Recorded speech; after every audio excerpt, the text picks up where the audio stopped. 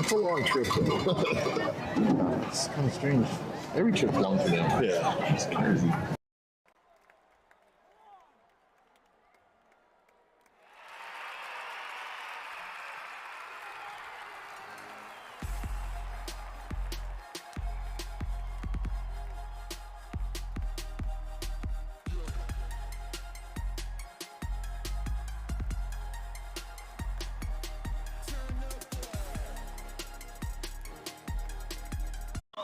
And welcome to 520 Sports Talk here in Sahuarita, Arizona on a chilly night, 52 degrees here at the stadium at kickoff time.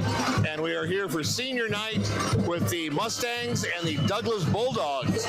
Both teams are in the same division. Both teams have almost identical records. Sahuarita comes in at 6-1 overall, 6-3 overall, 6-1 in conference. And you got Douglas over here, 5-4 overall, 5-1 in conference.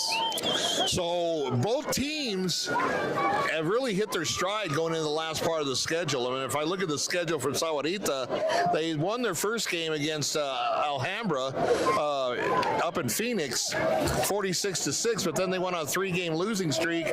But since that losing streak, and that was the last loss was Flowing Wells on September 20th, they have not lost a game. They have wins over Empire, Rio Rico, Choya, Rincon University, and Amphitheater. So they are hitting their stride right now. And Douglas, on the other hand, started out really bad. 1, 2, 3. They had 4 losses in a row. And if you remember our spotlight game on September 6th, the Battle of the Pick, they lost to Bisbee 26-20. That was a great game. So, but here we are now. It's senior night at Sahuarita. This is their last home game. And this is our last spotlight game of the week for the 2024 season. We're so glad that you joined us throughout the season. We had a great time with Ray and Ray Elite Zone, Ray Tapia. He joined our forces and made our broadcast 1,000 times better than in years past. And I hope you enjoyed it with the scoreboard down at the bottom, the team logos, our sponsors' logos up in the corner. Everything's just super professional. And we're looking forward to a big game tonight with both teams having one loss. This is for all the marbles in the Gila division of the 4A AIA Championship Series. Looks like both these teams are kind of on the outside looking in, playoff style, so this doesn't get any bigger than this, especially with the conference records that they both have. It'll be a evenly matched game, so it's just a matter of who plays cleaner ball tonight, right, Bill?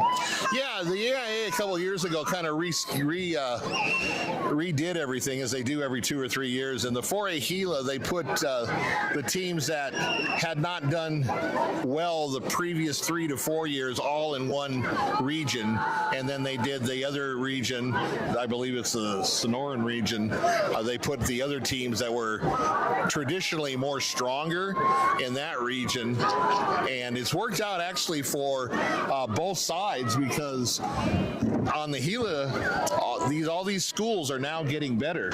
You know, they're not playing over their head where they're going to lose 50-0. They're playing in the same competition, the same level of competition, and that's basically helping them build their programs up to where they want to get to, where they can play anybody in the state. Yeah, looking at the tail of the tape here, Bill, rushing yards and passing yards, everything's kind of skewed offensively towards the Bulldogs. So Mustangs not quite as prevalent on their side, but like I said, tonight it'll come down to it's all about matchups and execution. So we'll see. All these numbers are great, but when you got to play it out on the field and see how it works out. Yeah, and as our fans can see on the screen, 200 yards, a little over 200 yards rushing for the Bulldogs compared to 137, 151 passing compared to 106. But don't let these stats fool you. Sahuarita has a good football team. They've got a good air attack, and they take care of business. Especially, like I said, they haven't lost a game since that Flowing Wells game on September 20th. Yeah, I like these throwback uniforms for Sahuarita tonight, Bill. They're really cool looking. weekend. Yeah, the Powder Blues, kind of like the San Diego Chargers. Yeah. So we got the Mustangs going from right to left, getting ready to kick off. I believe they won the toss and elected to defer. Bulldogs are in their white helmets, white jerseys, and white pants. And here we go. Boy, that's a nice kick. That's deep. And all the way into the end zone. This guy's got a pretty good leg for a high schooler. There's a little wind behind him, but that was mostly his leg, Bill. That's true. So the Bulldogs going to take over 1st and 10 at the 20 as we get underway. We wanted to thank Barnfire Mesquite Grill at the corner of Cortero Farms and Thornydale up in Marana for our pregame show. And we'll have the CMS Mortgage halftime report. And following the game, we'll have the April Bidwell Big Realty Solutions postgame show. So make sure you stay tuned for all of that. Once again, the scoreboard will be on the bottom of the screen as it has been all season. And here we go. First play from scrimmage for the Bulldogs. Inside handoff. He's got a good job on first down. Yeah, good. Out to about the 26. Good surge by that Douglas offensive line. Kind of had him spread out, and they attacked him right up the middle. So Douglas with those big rushing stats coming into the game, I think they're just going to basically tell somebody that we're going to run until you stop us. Yeah, and keeping that potent passing attack of Sahuarita on the sidelines, something they want to do with ball control. Yeah, now Ramon and I haven't seen Douglas since the pick game against Bisbee, so it's been a few. Quarterback's going to try to get around the edge on the far side, and he's nicely strung out by the Mustang defense short of the first down. Yeah, their defensive end maintained the edge and didn't let that quarterback get around the corner. That was a really nice job holding up and waiting for the cavalry to arrive and help keep that play from getting the first down. Big third down early on here. And I think that was a design play. I think that was a quarterback keeper all the way. Yeah, definitely. Okay, so 3rd and 1.5 maybe. We'll see what the Bulldogs do on defense. Right now they're in a 4-3. Once again, inside handoff and stood up. And I believe they're short, Ramon. I believe you're right. They look like they stopped. He ran into a stone wall there. Looks like it got to about the 29, and that was about it. Had to get to the 30. If you notice, right before the snap, Bill. That's a spot. Wow. Right before the snap, the interior linemen for Sahuarita, they hit the A-gaps and they anticipating to run up the middle, and they stoned him, but I guess he got the ball across. That was a very generous spot as far as, at least from our vantage point. We're not down on the field, but it is a first down for the Bulldogs. What'd you say, by a whisker? Yeah, by a whisker. Front four, Sahuarita jumping around. Here again, once again, a handoff. He's going to try to bust it outside, and nothing doing on that play. Weak side linebacker, he read that play right away. He darted in, made a nice sure tackle, getting to the ankles of the running back. So a loss of about 2 yards. It's going to make it 2nd and 12 for the Bulldogs. It's chilly for us, but this is great football weather. Good football weather. You got pads on. Yeah, a little cold for us up here.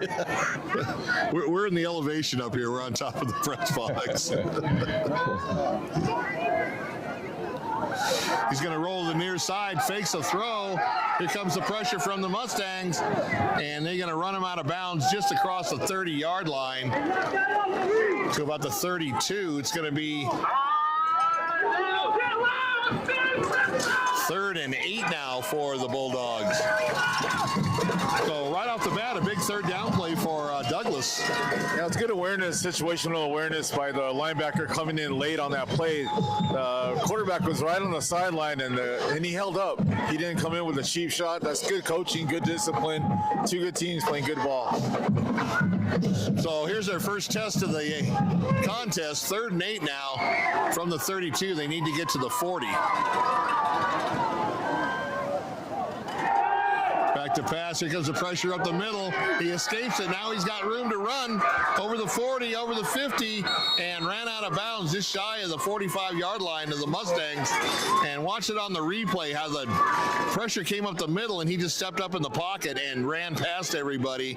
And a nice run and another first down for Douglas. With a quarterback that runs like that, you want to maintain your lane integrity, like your rush lanes rather. If you're a defensive lineman, all of them shot up as if he was a drop back passer trying to get to a point in the backfield. And once he avoided that initial surge, there was nobody home to guard that on that run. In addition, the wide receivers had taken their men downfield, so good heads-up play by the quarterback for Douglas. What's his name? Oh, is it Hurtado? I'm sorry. Oh, turnover, Sahuarita up the sidelines. One man to beat, and he gets caught from behind by number 21. Watch it on the replay. You get a quarterback.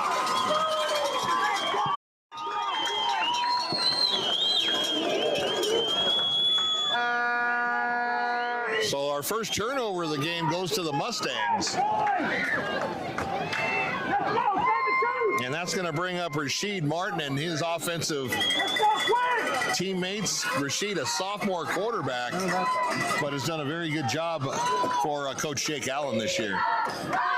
That is great to have a young quarterback like that, and that ensures a bright future for the Mustangs going forward, having a sophomore at the helm. So 1st and 10 for the Mustangs. Douglas in the 4-3 defense. Fake the jet sweep, get a counter play up the middle, and he's going to get inside the 10-yard line, and it's going to be 1st and goal for the Mustangs. It's Mustang's turn to return the favor with that good line surge. Those guys were blocking 4 or 5 down the field. He didn't get touched till he was like 7 yards down the field. Yeah, he had to have the secondary tackle him, and that's what I was talking about in the pregame. Don't sell this Mustang offense short just because they don't match up stat-wise with the Bulldogs. So 1st and goal for Sahuarita. Once again, a little inside handoff, and Douglas was waiting for it, but he has a good leg surge and tackled around the 5-yard line. He made something out of nothing, right, Bill? He got tackled right at the line, but he was still with it. Like you said, Get those legs moving. Mm-hmm. Kept fighting for yards. Oh, it's that outlet. That doesn't work. Yeah. So 2nd and goal from the 5 now for the Mustangs, trying to get on the board here on senior night first. Kind of spread out in the short yardage. 2 to the far side, 1 to the weak side, or the near side, and a nice tackle once again by Bulldog linebacker. Shot that gap and got him around the ankles in the backfield. Yeah, it was a really nice tackle there. And he went right for his ankles. He wasn't going to be denied. So that's going to back him up near the 10 and make it 3rd down now and goal for Sahuarita.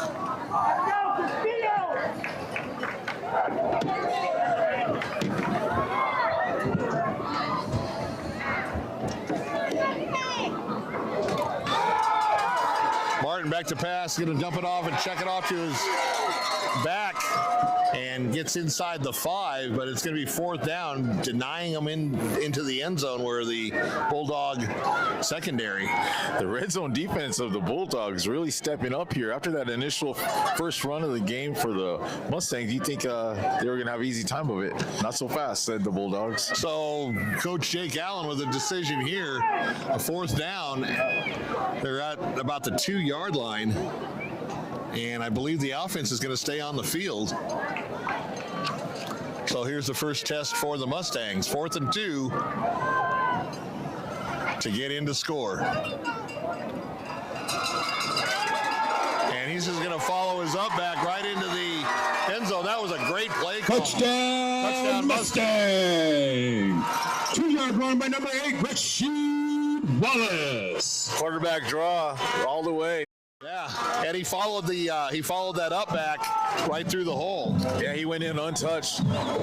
Douglas had made a really good stand there, and better play call beats a good stand. Yeah, I think Douglas thought they were going to probably try to go wide. I think that's what they were thinking. But great call by Coach Allen. And the Mustangs up 6-0 at the 7:43 mark here in the first quarter on a chilly night tonight. Mustangs take advantage of a turnover early, Bill. I'll tell you, we roasted in October, and now November's definitely the other end of the pendulum, and it's really cold up here. So trying for that point after. I think we got most of that. And the kick is up and good. So with 7:43 left in the first quarter, the Mustangs draw first blood, and they are up 7-0. Extra point is good, and with 7:43 remaining in the first quarter, the score is Sahuarita 7, Douglas 0. So that whole offense, after the turnover was key, obviously, gave them a short field. But they moved it. They moved the ball with the pass, with the run. And then, like you said, they got down in that red zone, and the Bulldog defense rose to the occasion and forced a fourth down. I mean, you can't ask anything more from your defense than that. But such a great play call on that 4th and goal by the Mustangs. Absolutely. It'll be Douglas' second crack at offense here. And their first drive was very promising. They were making it down the field.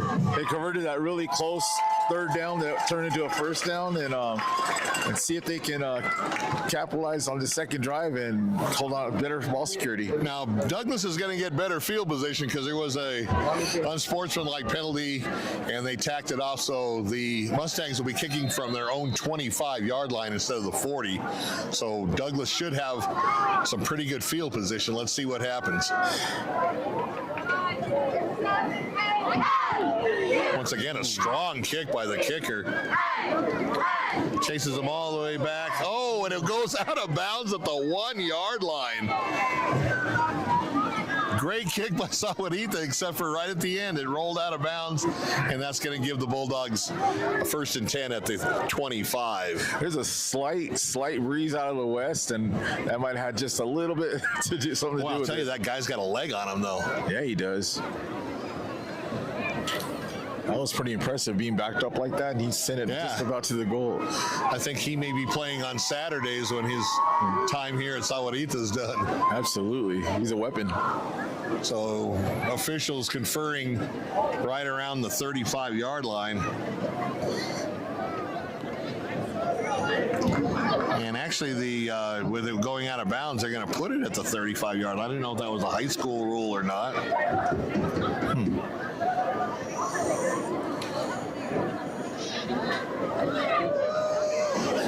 Well, we're glad you could join us here on our final Spotlight Game of the Week for 520 Sports Talk.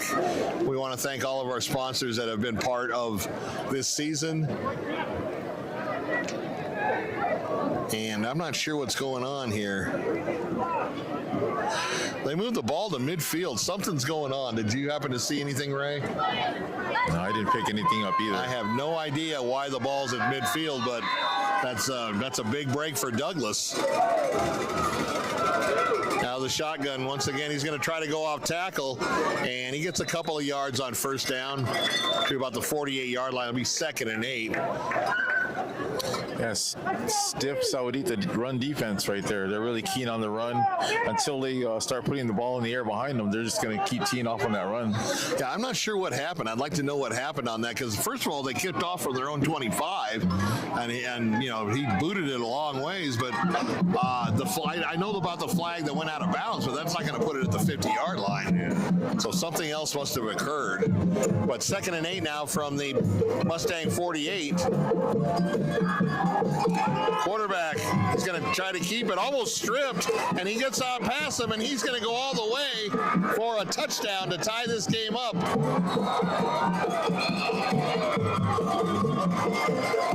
Did he get in? Tripped up at the last second. If you see the replay, I thought that's the pylon. Higuera got a little crease right there, and he was shot out like a I cannon. believe they're going to put the ball at the 1 yard line. It'll be first and goal for the Mustang or for the Bulldogs. Yeah.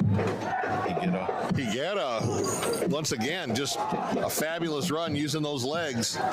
And we could have a track meet here tonight in Sahuarita. It's going to look like the Ravens-Bengals game from last night. Yeah, exactly. So first and goal from the 1 is he got tripped up just shy of the end zone.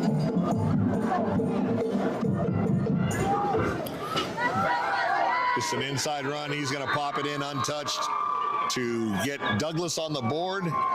And with the point after pending, trying to tie this up with a 6:49 mark. Boy, that didn't take very long. Yeah, that's our back. That's Jason Hurtado. The kid, he averages nearly 100 yards a game, so 1 yard wasn't too much of a challenge for him. Not at all. And like I said, I sure would like to know why the ball was put at the 50. Yeah, just compounded the They problem. need to give the refs mics like they have in college and the pros. Offsides on defense. So another dead ball flag in the neutral zone by the Mustang defense. Staying with the kick here instead of, maybe 1 for 2 there. The way they're moving the ball on the ground, I would think about going for 2 even early on. Low snap, gets the kick down and up, and it is good, but there's another flag. We've had more flags than touchdowns here so far early on. Maybe offsides again. Well, offsides is a dead ball penalty, so Personal foul. another personal foul by the Mustangs, and that's gonna.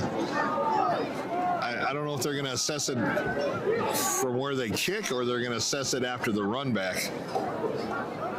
I think he said he was going to assess it on the kick. Okay. See where they're lined up. So they normally kick from the 40. Okay. Strange happenings. Okay, now they're moving it, so they're gonna move it. Actually, I believe to the 45 of Sahuarita. So far, the Mustangs getting really hurt by these penalties, Bill. Yeah, but they probably already have 45 yards in penalties. Only a few minutes into this game. Yeah, we still have 6:49 left here in the first quarter. So we're going to kick off from the Mustang 45.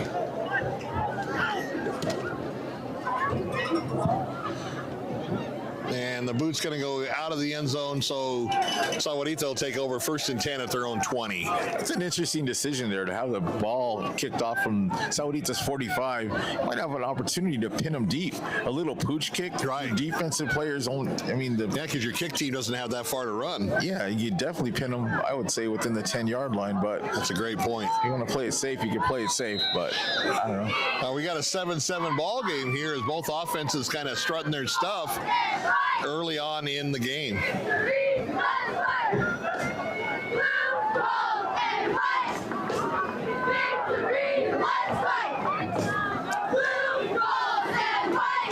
Little shift on the Mustangs. They're going to bring the wide out on the far side in tight.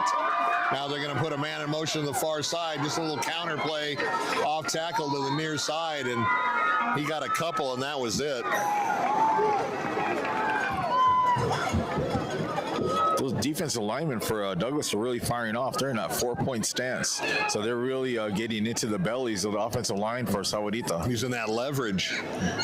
So 2nd and 8 after the 2-yard gain.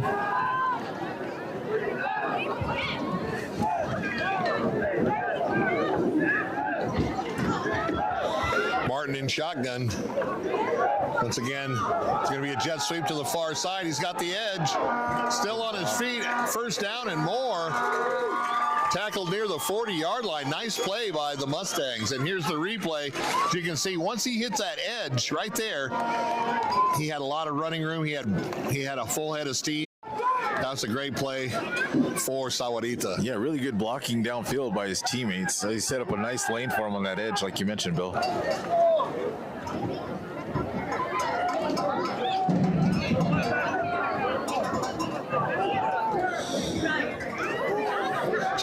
38-yard line now for the Mustangs. Everybody in tight except for one receiver. Once again, here's another counter play, and nice job by the Bulldogs to string it out. I mean, he was running horizontally. He couldn't get a lot of upfield yardage on that, and they held him to a minimal gain on that, making it 2nd and 7.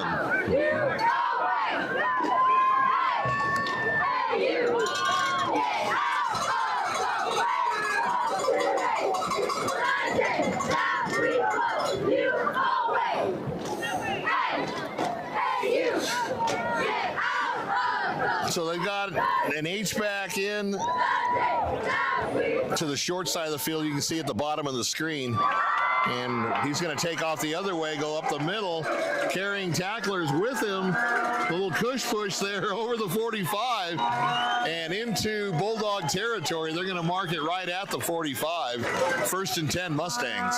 Good surge by that Mustang offensive line. You know, Douglas's defensive line, they're lined up pretty far off the ball. I know they don't want to be offsides, but the whole line all the way across defensive ends, the middle. Yeah, they're like a yard off the line, scrimmage. Yeah. So both offenses, Ramon, have shown really good play, and this is going to come down to who's got the better defense, I believe.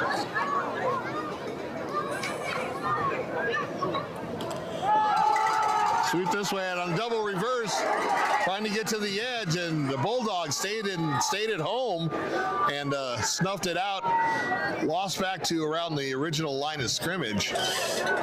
Yeah, that was. Might have lost about a half a yard. We'll see how they mark it. That was number 22, Nelson, on the backside over there. He did a great job keeping his discipline and not flowing to the ball and maintaining that backside edge, and that was the reason they didn't get a lot more yards. That's why you tell your DNs, even if it's the play's running away from you, you got to stay at home.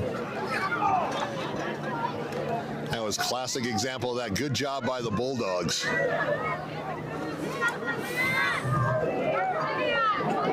So 2nd and about 10 and a half.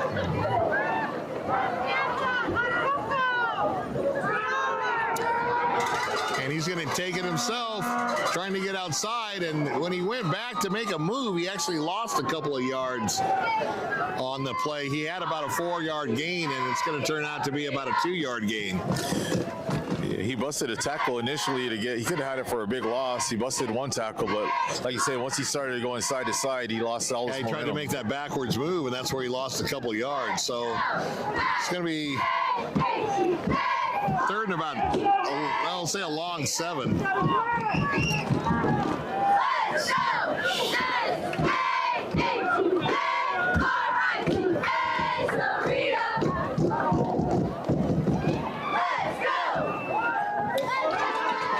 Play action pass is going to go downfield deep. And a great catch. What number is that? Watch this replay. Just a fly pattern down. He was good. He was well covered and just turned around at the time and caught the ball. The defensive back had not turned his head. And once again, Mustangs in business in the red zone. Alden Fox, number 9, he high pointed that ball. It was contested too. The coverage was That was great coverage. I mean, you couldn't ask for better coverage. That was a heck of a pass. So from the 4, just trying to muscle it in up the middle. And touchdown, Mustangs. Once again, the replay, just put the big bodies in front of them and do the push. So reestablishing a little momentum here. They kind of gave Douglas momentum with a couple back-to-back personal foul penalties, and now they let their ground game, their air game, get it back. Yeah, I mean, the momentum has swung both ways. I mean, they got the initial momentum off the turnover from Douglas, took it in for a score, and then Douglas took advantage of the multiple penalties by Sahuarita. They took it in to score, and now the Mustangs, once again, take it in, and the extra point is no good, wide left. So that's going to make the score 13-7 at the 2:57 mark here in the opening quarter. And Earl Bill Kelly Stadium. And credit Sahuarita's offense for sticking with the run, sticking with their game plan, and let's credit Douglas for not being out of position. And the defensive back is running stride for stride with that receiver. As good as they're running the ball, you think that that pass game would have been a lot more wide open, but pinpoint accurate throw. Yeah, I mean, the cornerbacks coach for the secondary coach for the Bulldogs, he cannot be upset with that coverage. He was stride for stride, and it was just a great pass and a great catch. So Mustangs lining up to kick off 13-7. And we'll see what the Bulldogs do. So far we're back and forth. Have not had a punt in the game. Each team scoring on their possessions, with the exception of Douglas on that first possession with the turnover. That strong-legged kick again, Bill. That's a weapon. I mean, limiting their opportunities for a special team run back. When we were here a few weeks ago doing the Sahuarita Choya game, I don't remember him kicking that well, or he may be a different guy. I don't know, but he's got a great leg. Same guy.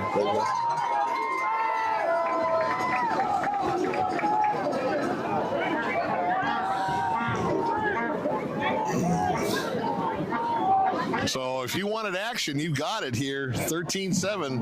Now it's Douglas's turn. Trying to find a receiver. Now he's just going to tuck it under and get a first down.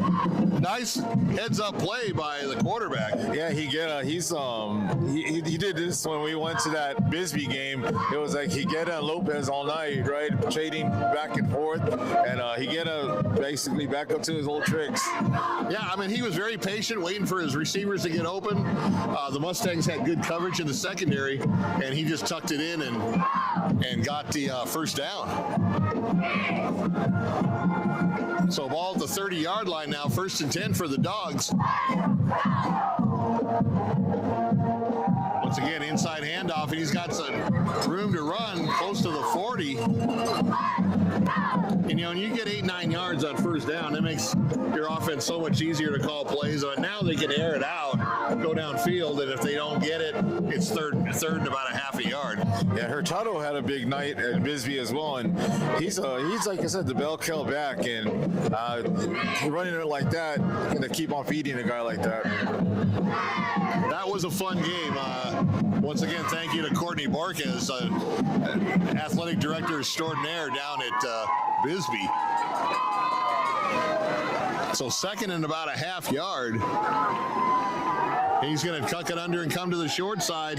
He gets by one person, 2 people, and finally caught up and dropped, but not before he got a first down.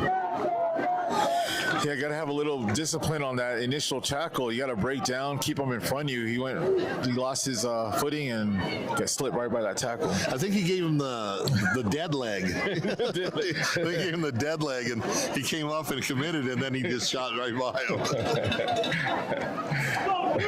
Little shake and bake on him. That's right. So 138 and counting here in the first quarter. 13-7. They have the safeties coming up in run support now. So look, like you mentioned, you can air it out at this point. There's a bunch formation. Sahuarita stacking the line. Now it's a screen to the flanker on the far side. And close to the first down. I think they may give him forward progress. And it appears that he has got the first down. Little razzle-dazzle by the Bulldogs on that. Look for a variation on that later in the game. Defense pulled really hard towards that pass. If that receiver backs up as a backward pass, then he can do a double pass off of it. So look for that later in the game, Bill. So we got 1:13 left to go in the first quarter. My hood's already up. On a very chilly night here in Sahuarita. Now it's 50 degrees for the local temperature. We're going to try to get you games as we can get them throughout the game. Another unsportsmanlike conduct penalty on the Mustangs. And, they're really hurting themselves. If you're going to go an up and down game, the first team that doesn't score, that's going to give a big advantage to the other team. So ball at the 31. That's 3 of them now, Bill. That's crazy. That's just not being disciplined. So 1st and 10 now for the Bulldogs.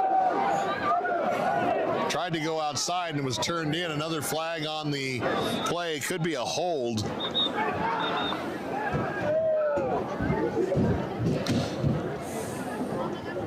Hold or face mask?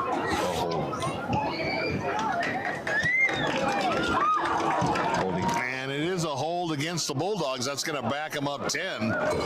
And there's a break for Sahuarita after the Mustangs committed a penalty to give the Bulldogs really good field advantage. It was actually a face mask call, Bill. It was when he tried to stiff arm him. He got his hand into the defense. An offensive face mask. Okay. Yeah. Offensive face mask now, so that backs him up 15.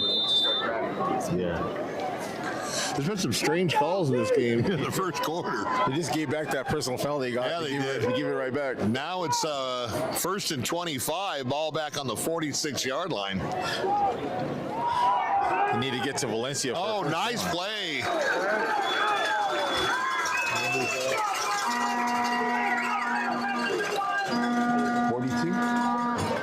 Just shot the gap and tackled him behind the line of scrimmage. So not only was it 1st and 25, but now it's 2nd and 30. Yeah, Sergio Burgos came in and blew that play up. You read it right away. They need to get to Valencia Road for the first down.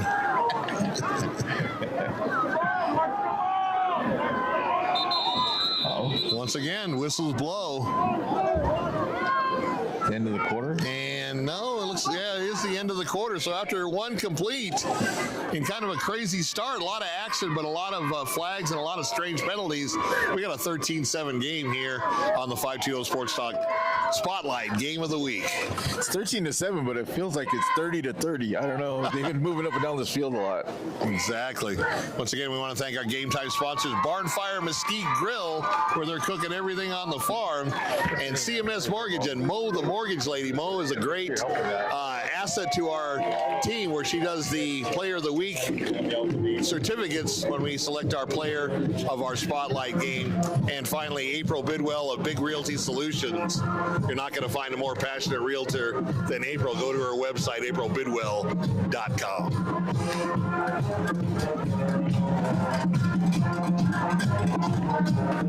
You're Sahuarita right here, Bill. I think you just tell your team, keep doing what you're doing, but just keep those penalties to a minimum if you can. The referees are calling it, so they're letting you know early on, first quarter here, we're not tolerating anything. Zero tolerance. So anything chippy, anything close, you're going to see that hanky come out. So they're going to have to make their adjustments as players not to get chippy and just play the game. Yeah, they're definitely calling it tight, and as they should, to kind of set the precedence that they're not going to put up with any monkey business. So change in size now. Bulldogs going from right to left. 2nd and 27. Going back to pass, looking downfield. Now here comes the pressure. Gets them out of the pocket. And tackled for yet another loss on the play. So Bulldogs, they're going north. We mentioned earlier when they got burned on that run by their quarterback by not keeping their rush lanes. And that time they maintained their rush lanes, and he had nowhere to go but backwards. And then that's why it caused a loss there. Yeah, Hurtado's a good quarterback. He's got good sense on where he needs to go, and we saw that once again early in the season against Bisbee. So 3rd and 40 now. They have to get all the way down to the 11-yard line. Here comes the roll to the near side, a pass completed, but well short of the first down.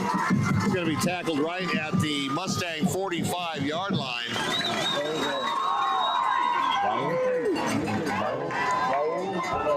Raul, number 3, he made a nice sure tackle there. And that's an easy defense to play. I mean, you got 3rd and 40. You're going to give them anything underneath.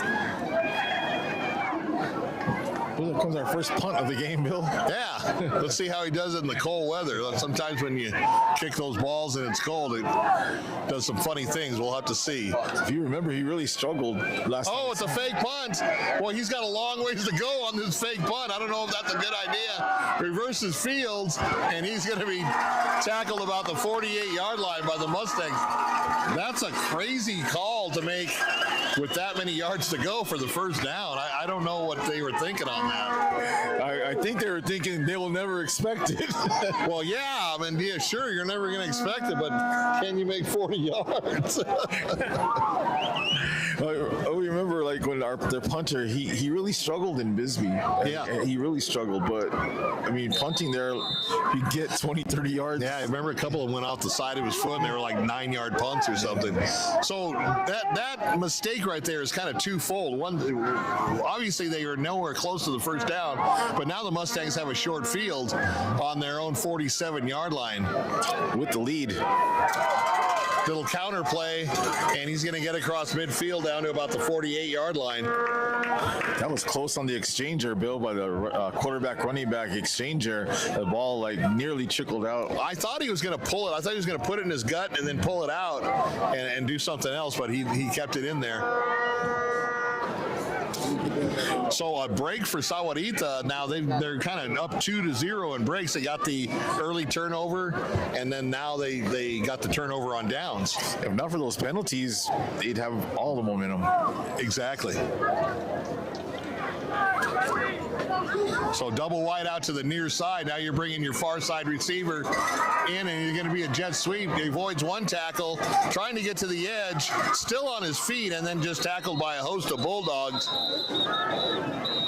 And probably an illegal shift, but he ran a long ways for basically gaining nothing on that play.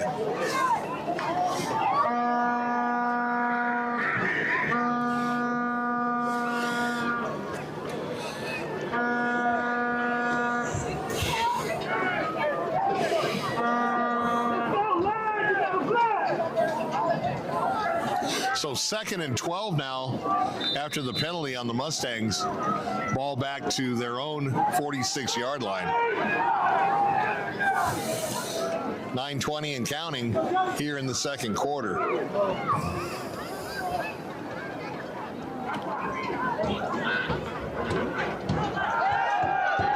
Going to throw over the middle to the tight end. Ooh. And a nice play, and gets the first down. So nice call. They brought the swing receiver to the near side on the replay, you can see, and then just snuck that tight end out into the pattern right behind the linebackers. It was a really quick pattern. The defensive line for Douglas did a stunt. They did a twist up the middle. But by the time they did the stunt and the twist came around, the quarterback was already releasing the ball. So get a good, he hit his back foot off for the 3-step drop and let it go. So Martin heads up play on that one. Back in shotgun with the H-back. Here's a man in motion. They're going to do a counter play again off tackle. And he breaks free into the secondary and tackled inside the 25-yard line. Let's take a look at that again. Watch how quickly he hits that hole. And right there, boom, he's free into the secondary. Austin Salcido, number 26. Don't forget the people can comment. Nice. Like the comments on the screen. So Mustangs on the move now, up 13-7. That's so cool. So those of you who are viewing it, put your comments on the Facebook page, and we'll show them on the screen. 1st and 10, ball at the 25 for the Mustangs. High snap, but gets it and gives it to the big back. Off tackle on the near side for a short yard gain.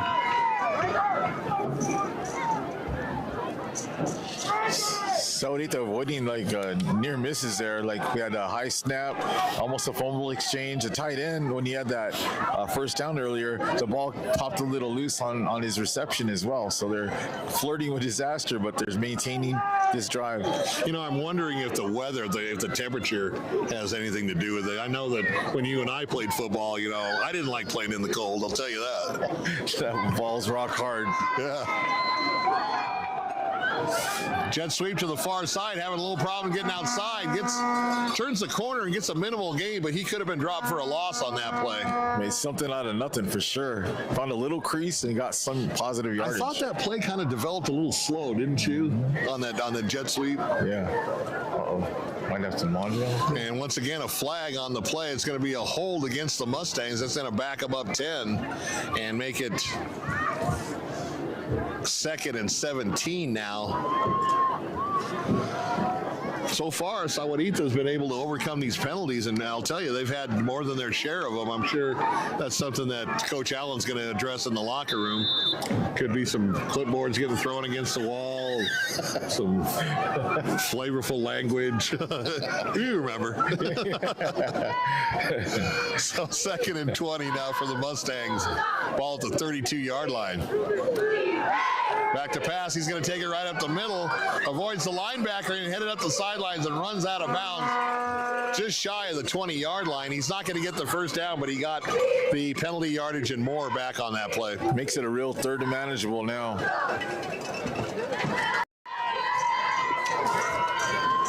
I like Martin's decision making. He's a good quarterback, and considering he's a sophomore, I mean, you know, Coach Allen's got him for 2 more years. Very decisive there. He didn't see what he liked early. He saw a little crease and took off and didn't wait. That's got to be nice to have a 3-year starting quarterback. Yeah, absolutely. The future is now.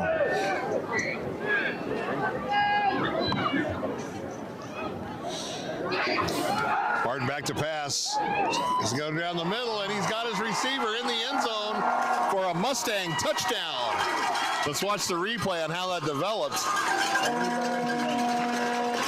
Just threw it right there, waited until he got open, got past both corners on safety, and Mustangs back on the board now, up 19-7. And let's see, they're going to go for the kick. I thought maybe they might do the 2 to get the point back from last time, but they're just going to kick it. That was Raul Velez on that reception, Bill. Nice hands. Exactly. Low snap once again, but this time he puts it right down the middle. And with 6:38 left to go, our score is the Mustangs 20, the Bulldogs 7.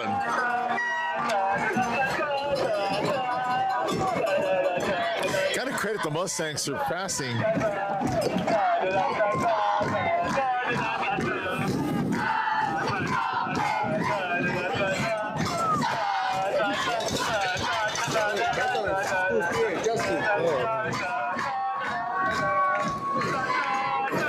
So we got Justin down on the track, a school spirit guy leading the cheer with the cheerleaders. I don't know how these cheerleaders are in their normal uniforms. It's cool out there. I thought maybe they put the sweats on or something. Yeah, credit Sahuarita for sticking with the run game. And with Martin, as proficient as he passes, and you'd think they would just drop back and throw the ball all around the yard. Martin's got a really strong arm. You didn't see a lot of arc on those passes. They were bullets. And they're pinpoint accuracy, too. They're not like lucky throw. They're like on point, on time. So what started as a track meet has turned into a 2-score game now as the Mustangs have put up 20 on the board. Here's a nice run back up the middle and just shy of the 30-yard line, and that's where Douglas will start their offensive possession. That little breeze did make a difference. Saudi, those kickers been able to boom them in the end zone every time. And that little breeze just enough to hang it up in the air to keep it in play. So if you're kind of confused when you first started, we were initially going to be at the Walden Grove down the street game against CDO. That game was scheduled before the season even started in August. And when we found out that both these teams were vying for the Gila crown, both coming in with just 1 loss, we asked Chip Stratton if we could come over here, and he graciously allowed us to do this game. Little flanker screen. He's going to try to come back to the other side. He's got some blockers, but he has nowhere to run as Sahuarita stringing it out and dropping him for about a 2 or 3 yard loss. Let's see where they mark it. Maybe a 4-yard loss is looking at the line judge on the far side. Great job by the defense. They're just stringing it out like you mentioned, Bill. Nowhere to run, nowhere to hide. Everybody stayed at home, stayed in their lanes, as you said.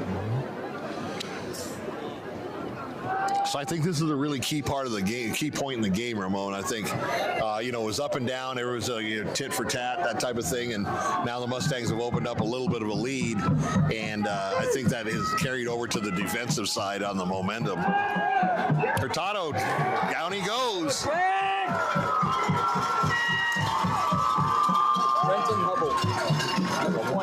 That was was Hubble, number 20 on that big hit, big sack. Looked like a delayed blitz. He just busted through that line.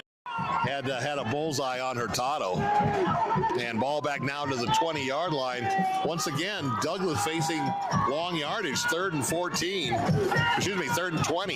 Yeah, we've seen he get a quarterback here for Douglas take over a game. But at this point, this much yardage, it's gonna be hard for him to play hero ball here. He's gonna have to depend on his teammates.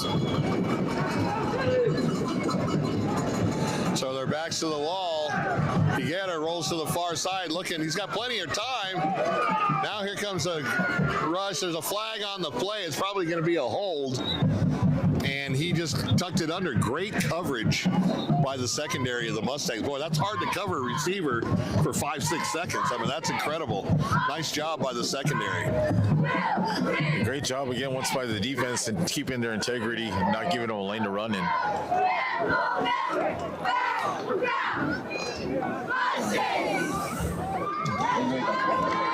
So 4:49, Ramon, left in the half, and Douglas going backwards. Not sure if they'll go with the fake. That all-you-can-eat buffet at the casino or something. I don't think they're going to go with the fake this time. Just my guess. I don't know. Yeah, exactly. 4th and 20 now. And a good punt. Fielded at the 34-yard line, and he's going to be tackled almost immediately. Got a couple yards on the return, but not much. Good coverage by the Bulldog punt return, or punt team. That makes me really question that fake punt decision. If they had a punt like that on the previous punting situation, they could have pinned Sahuarita within their own 5-yard. Yeah, they really could have. I think that's the first time I've ever seen a fake punt at, what was it, 4th and 30 or something? 4th and a quarter mile. Yeah.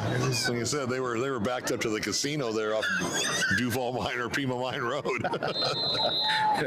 The punter was at the slot machine. So don't forget our halftime show. We're going to get you caught up on scores around the area and the 520 area code. A lot of good games going on tonight. Want to congratulate the Marana Tigers for running the table 10-0 and the #1 ranking in the open division. Little off tackle play for the Mustangs. We'll watch it again.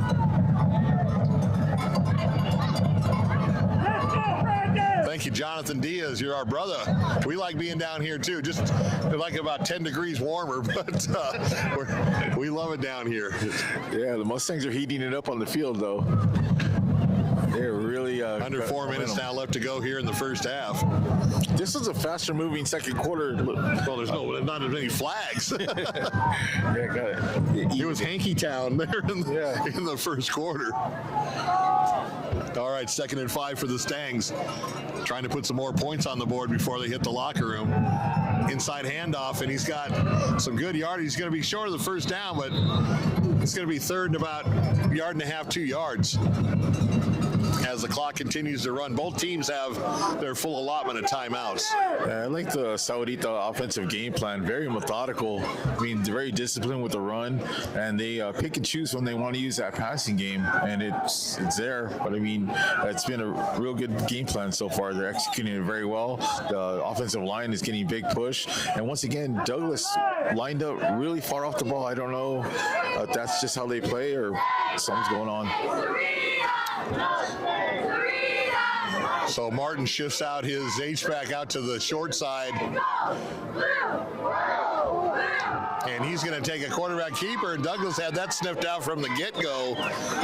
As he's tackled short of the first down, he's going to lose a yard and a half. And that's going to bring up a 4th down. Now, you're kind of in no man's land here. I mean, you could definitely pin him back on a punt, but you've got the momentum. And I think Coach Allen, that's what he's going to do, leave the offense on the field. And a 4th and 2, as they call it on the scoreboard.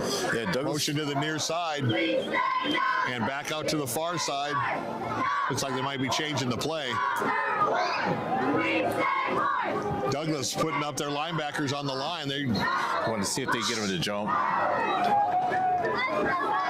Good strategy. Sometimes it works. More times it doesn't. If you got a good disciplined team on defense, and it's worth a shot. So Credit Douglas too on that last defensive play. They sent a blitz because they were getting run on. They sent a run blitz and they hit home. So that was a big gamble on their part. And sometimes those gambles pay off. And with 2 minutes left, you got to do stuff like that to try and sneak a possession before the first half ends. You know, they pulled their linebackers up. They had a seven-man front. Obviously they're trying to pull them off sides, but had that play gone through, I don't know. I mean, Douglas looked like they were ready to roll. So Sahuarita's first punt of the game. A lot of festivities going on tonight down here in the I-19 corridor. Senior night at both Sahuarita and down the road at Walden Grove tonight. High snap and gets it off, and a nice punt considering the snap. And it's going to make a bounce, and he's going to down it about the 24-yard line, and that's where the Bulldogs will take over with 1:59 left to go in the first half. It's definitely Sahuarita's night in this first half because, like I mentioned earlier, they really averted disaster multiple occasions with near fumbles and right there the high snap. Yeah, that could have been big trouble. Yeah, he could have went over his head. Douglas could have recovered it and had a cheap short touchdown. Yeah, and pulled within a one-possession game. Yeah, credit that punter for getting up there and corralling that thing. I think he plays on the basketball team. He had some hops on that one. He's going for a big block.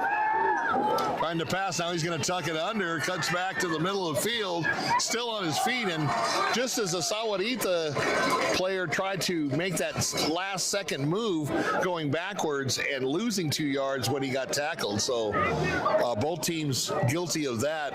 A lot of times if you see 3 or 4 guys around you, even if you got happy feet, take what you can get. Don't try to back up, and now he turned a 5-yard gain into a 2-yard gain. Once again, here comes the rush up the middle by Sahuarita, and they got him down. Let's take a look at that again on the replay. The rush came right up the middle. That was number 65. His name is with the big blitz there. Yeah, he had nowhere to go. That was great penetration by the Mustang defense.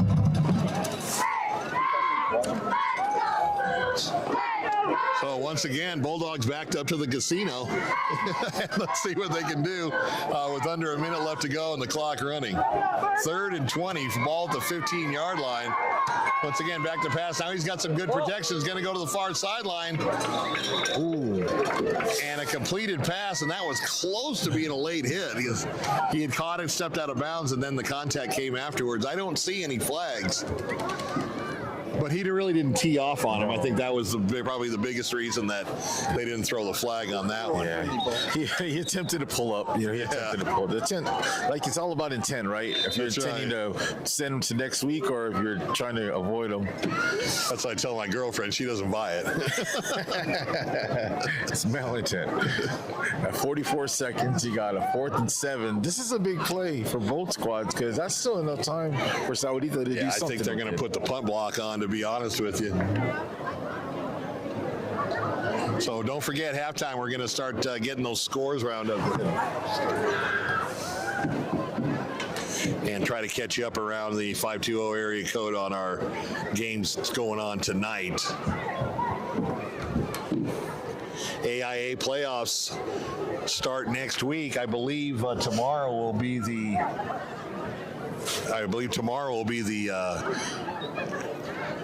show where they do the seeds. And once again, we're going to get some help by the aid of Chris Kidney. Not Chris Kidney of Southern Arizona football. He's everywhere. So these scores are legit. I don't even have to verify. If Chris sent it, it's real. Oh yeah, it's the God's truth. You can mark that as fact. All right, let's see if the Mustangs put on the punt block. I thought there was a little movement. He did get the punt away. It's a lower punt this time. Takes a hop, and you're just going to let it roll. And it's going to be down about the 32-yard line.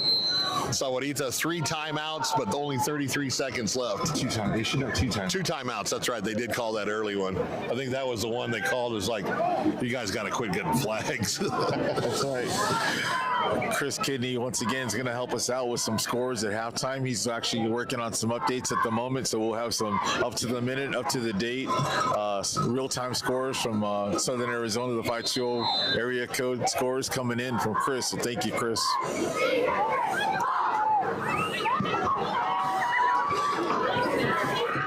All right, let's see if they just play conservative and just take a knee or do a simple handoff. Nah, they're gonna see what they can get. He's gonna roll to the far side and he's gonna go down. Ooh. Oh, he's all right. And Slid on purpose. yeah, no flag on it. It was just everybody did their job. And that's, well, they called a timeout with 15 seconds left. I don't know. I don't understand that one, Ramon. You're deep in your own territory. There's 15 ticks left, and you're calling a timeout. Unless you're going to do maybe a little hook and ladder play, a little razzle-dazzle. I don't know. We'll have to see. I don't know. Maybe that little late hit on their quarterback changed their mind about just going in for halftime. Now they're like, all right, we want to keep playing. We're going to keep playing. Well, they do have a big play offense, as you've seen here in the first half. Definitely. And Martin, he has a lot of arms. Martin's got a good arm. I'm really impressed with Martin's arm. And like I said, I didn't really notice it that much against the Choya game a few weeks back, but he's really impressed me here in the first half.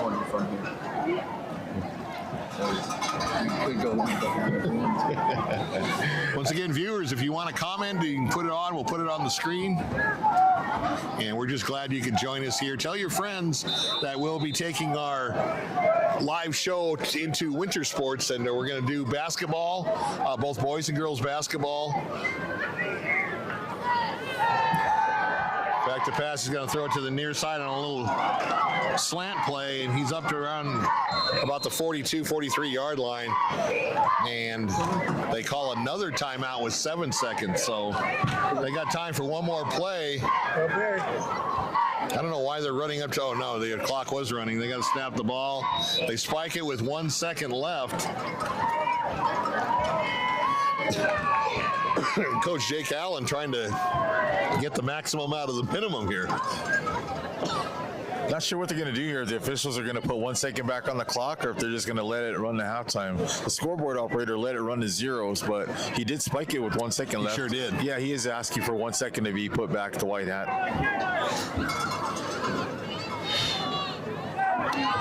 So if you're Douglas, basically you're going to have that Hail Mary defense, put everybody back. Now, obviously, Martin's not going to be able to throw the ball like a college or a pro quarterback 60 yards down there, but they may do something like a hook and ladder or some type of screen, 2 crossing patterns where one guy gets screened out. 5 seconds. So they actually put 5 seconds back on the clock, which I think is kind of generous, to be honest with you. I have it from a good source that Martin, he can air it out 60 yards plus. Can he? Okay. Well, there you have it. And I won't even make you reveal your source. I keep my sources close to me. That's right. All right, 1 play left here from the Mustangs. Martin in trouble. Oh, gets past the rush. He's on his feet. Here he comes over the sideline. 1 man to beat. Down the sidelines.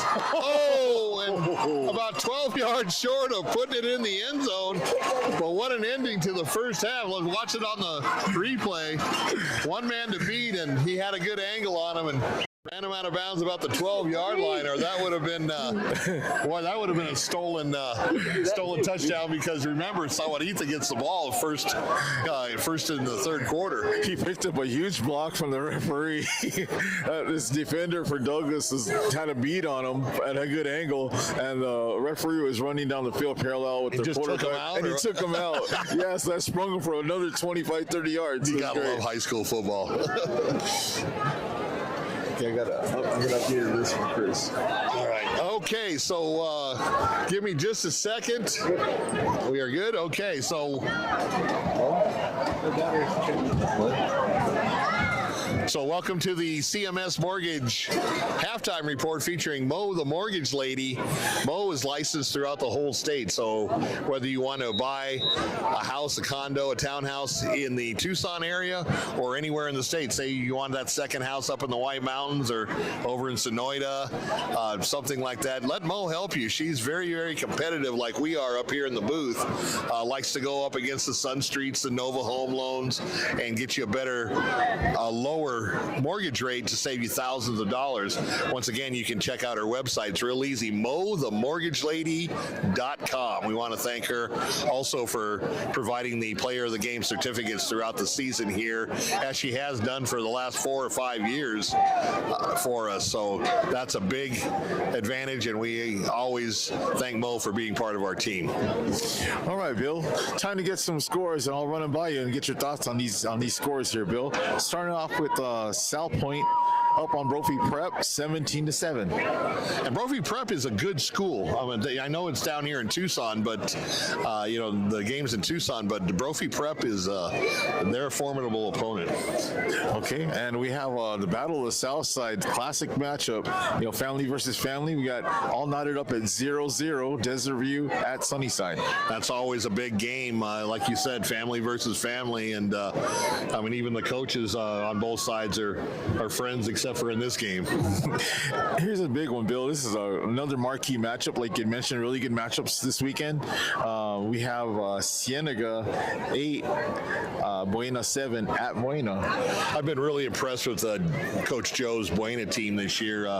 They've always come to play. They've always given it their A effort, and you really have to put on your A game to beat the Colts. A little score here that makes me a little nervous. We have another rivalry matchup that's near and dear to me. We got my Mountain View Mountain Lions in a 0-0 tie with down the street Ironwood Ridge. Battle of the Northwest Side up there. 2 different school districts. So you got Amphi with Mountain View, and you got Amphi with Ironwood Ridge, and you got Marana School District with Mountain View. Okay, and we got 2, I think, evenly matched teams, and it's the show reflects that. We have Flowing Wells 10 at Maricopa. Maricopa 13-10 lead for Maricopa over Flowing Wells. And we're going to try to do a Maricopa game next year. Their coach called us after I had the schedule already completed, and he definitely wants. He says, "Hey, don't forget about us. We are 5-2-0." So next time we are probably going to go up into Pinal County and check out the Maricopa team. I don't know. Did you play Maricopa? I played Maricopa when I was in high school, but they were just a little sleepy bedroom community then. Now it's a pretty big city or town, whatever they want to call it. But it's very nice up there. It's a growing area, like you said. Sure, they've upgraded the facilities from when we were playing them. Right. If I had a dirt lot for them to play ball in. Well, we started playing right when grass was invented. Just barely. All right, this score, I'm not sure if this is a non-update or if it's accurate. I'm not sure what to ask Chris to double check on this one. I have a 0-0 Tucson at Nogales, so that we'll have to have Chris verify. Boy, the Apaches have had a rough season this year, and if that's true, they kept the Badgers scoreless in the first half. Hats off to the Apaches. We have quite a few tussles here of scoreless games. We have Empire and Rincon 0-0. We have Pueblo and Saguaro, pretty evenly matched up.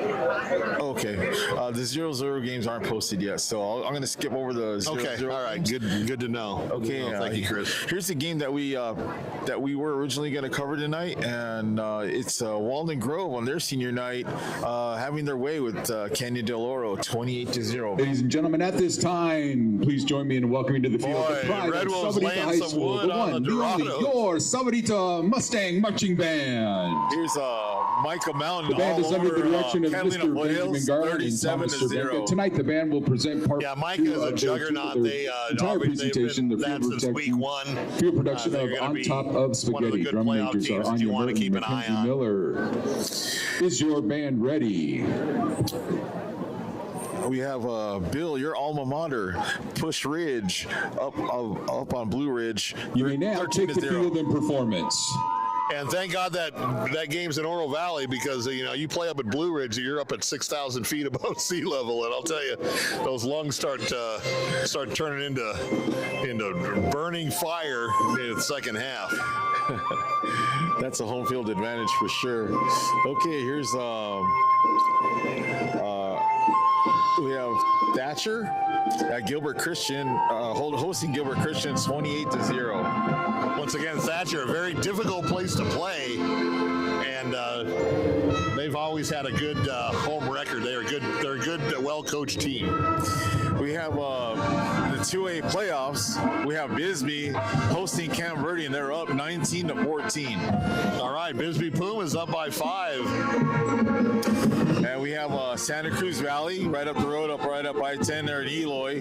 They're down 7-0 to Scottsdale Christian. I love Eloy because those the Loves and the all those truck stops right there where the 8 and the 10 come together. They're like 40 cents a gallon lower than Tucson for gas. Absolutely. I'll definitely be hitting that on the way up to ASU on Saturday. And Santa Cruz Valley, always very formidable softball program there too. They're always in the hunt in the 2A division. They're always put up a really good program for a very long time. A lot of respect for their softball program down there. And then one final score at halftime to report. Really close game here. We got Wilcox at Scottsdale Prep down 21-14. Okay, Cowboys got to tune it up in the second half. That's all we have for now. Okay, Bill. so once again, we want to thank Southern Arizona Football and Chris Kidney for the score updates. We'll try to keep you abreast of any changes going on through the second half. Right now on the field, we have the Sahuarita Marching Band, and I don't know, it's their version of spaghetti. If you want to pan the camera over to have the fans look at the spaghetti there on the field, I thought they were going to do a Eminem song or something. Mom's spaghetti. Mom's spaghetti, yeah. But they got the whole array. They got the tomatoes and the mushrooms and everything else over on the other side. Forget about it. That's right. This is making me hungry, Bill. What the heck? Nachos aren't going to cut it tonight. That's right. And speaking of Italian food, Monday night we have the Empire girls basketball team on our show from Zona 78. They've got great Italian food there. It's not your traditional Italian food. It's kind of an eclectic version of it, but they've got like a short rib. I had this last time. It was fabulous. A short rib manicotti with a beef short rib surrounded by manicotti. They've got the charcuterie boards with the meat and the cheeses. They've got wood fire pizza, and it's always going to be a good time. So if you live on the northeast side around Udall Park and you want to check out a live show for 520 Sports Talk, we'll be there Monday night, and it airs at 7:30. Little different time. We're gonna let the Ravens finish up their practice and then come to the show. Glad you said charcuterie and not me. I would have. Lucky we're not FCC regulated, because I might have made a mistake there, bro. Exactly. I don't know where they got their vinyls for this for the props tonight, but it's like using like billboard type materials. Almost I thought I had to go to work. Yeah, exactly. And I'll tell you, those meatballs are fake, but they look pretty real. I know, man. I'm sorry. My mind's playing tricks on me. I might have to hit up Yankees after the game, Bill. Exactly. Actually, I was invited to Barnfire to party with the Mountain View folks. Oh, very cool, man. Very cool. I didn't get an invite. See how I rate. Well, they know you live in like Hermosillo. That's right. Yeah, I needed my passport to go. So, Ramon, halftime adjustments here. If you're Douglas, obviously I think you have to make more adjustments than Sahuarita. But, Douglas has shown good offensive plays. It's just that whole second quarter, it was just penalty after penalty after penalty, and, making them second and 25, third and 40. I mean, just, you're not going to convert those. At the best, you want to hang on to the ball and not turn it over. And that's kind of the best case scenario that the Bulldogs had in that second quarter, where in the first quarter, it was all the penalties were on the Mustangs. Yeah, the Mustangs eat them early on. And I thought like the offensive play calling for Douglas got a little sporadic. They kind of didn't really have a certain consistency. Like they kind of ran it and then they kind of passed it, and they were having success with that run, and they have a really good running back. And it was just kind of surprising that they didn't give Hurtado a few more touches there and just stick with that running game. And then at that time, you keep that Sahuarita offense on their sidelines, and you can get some ball control. And I think if they go to Hurtado in the second half, and live or die with that, and then pass obviously when you have to. But I think they should, even not being down by too much, I think they can still afford a run. Yeah, just going back once again, I know we're I don't want to beat a dead horse, but going back and watching Hurtado versus Bisbee in that Copper Pick game earlier in the season, the second half, they came out and they did make their adjustments, and he had a really good second half. And, Bisbee had to get that late touchdown to pull it out. Yeah, I mean, Hurtado, Higuera, they're a two-man show. They both carry the brunt of the offense for Douglas. But for them to be successful and come back, they're going to need somebody else to help them out. Because Sahuarita has done their homework. They're very well scouted. They're keen on both of those guys. They're sending extra help. Ladies and gentlemen, one more time for your Sahuarita Mustang marching band. Yeah, and as far as on the Sahuarita side, I like what they're doing. They're run, pass, run, pass. They're keeping them off balance. They're doing very well in both rushing and passing. They've kept the Bulldog defenders off of their quarterback for the most part during the first half. He's got great instincts. He's got a good pair of legs. He can turn it upfield at the drop of a hat. But I like what Coach Allen's doing with their offense as far as the play calling and kind of keeping Douglas on their heels. Yeah, and as you mentioned time after time, Bill, your biggest statement that you come up with these games is the first possession of the second half, and it's going to be super crucial for Douglas to try and get Sahuarita off the field as they receive the second half kickoff, because if they let them march down the field and get up 3 scores, basically, it's going to be trouble for them to try and come back. Yeah, already at down by 2 scores, 20-7 here at halftime. We got a little over 3 minutes left to go till we tee it up for the second half. But it's been a well-played game as far as, I'm not talking penalties because there's been way too many penalties, but when they have executed, they've done a very good job on both sides. The penalties have put both teams at a big disadvantage during the first 2 quarters. Like we said, it was kind of a tale of 2 quarters. Sahuarita getting the hankies in the first quarter and then Douglas in the second quarter. And you can see the other team on both scenarios take advantage of the other team getting penalties. When you're, like I said, when you're going 2nd and 20 and 3rd and a mile, there's not much you can use in that playbook to try to get the necessary yardage. Yeah, that's something both coaches are going to be able to address, is like they're going to have to say, look, the referees are calling the game tight tonight. They're not letting you get away with any monkey business, like you mentioned. So come out the second half, just play disciplined ball, play within the rules, and try and come out on top. As they roll the giant meatball off the field here. Oh, man.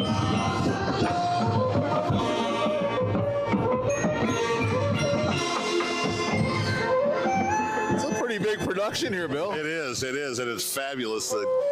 And this is the first time we were able to kind of have a video monitor in front of us, kind of really able to watch the game like real close to us. And I gotta say, man, this is a really nice broadcast, really nice features we have, and every week it's just pretty amazing what keeps getting better and better. Yeah, what Elite does for us.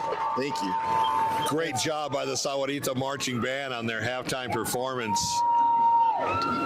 Yeah, thanks for making me hungry. Ladies and gentlemen, the band would like to thank the following sponsors for their support: Arizona Family Restaurant, Chick-fil-A, Common Ground Church, Slinko E-Learning, Usagi Bodywork and Coaching, Papa John's, Raising Cane's, University Incorporated Termite and Pest Control, Texas Roadhouse, Vagabond Inn in Green Valley, Vitality Physical Therapy, and White Elephant.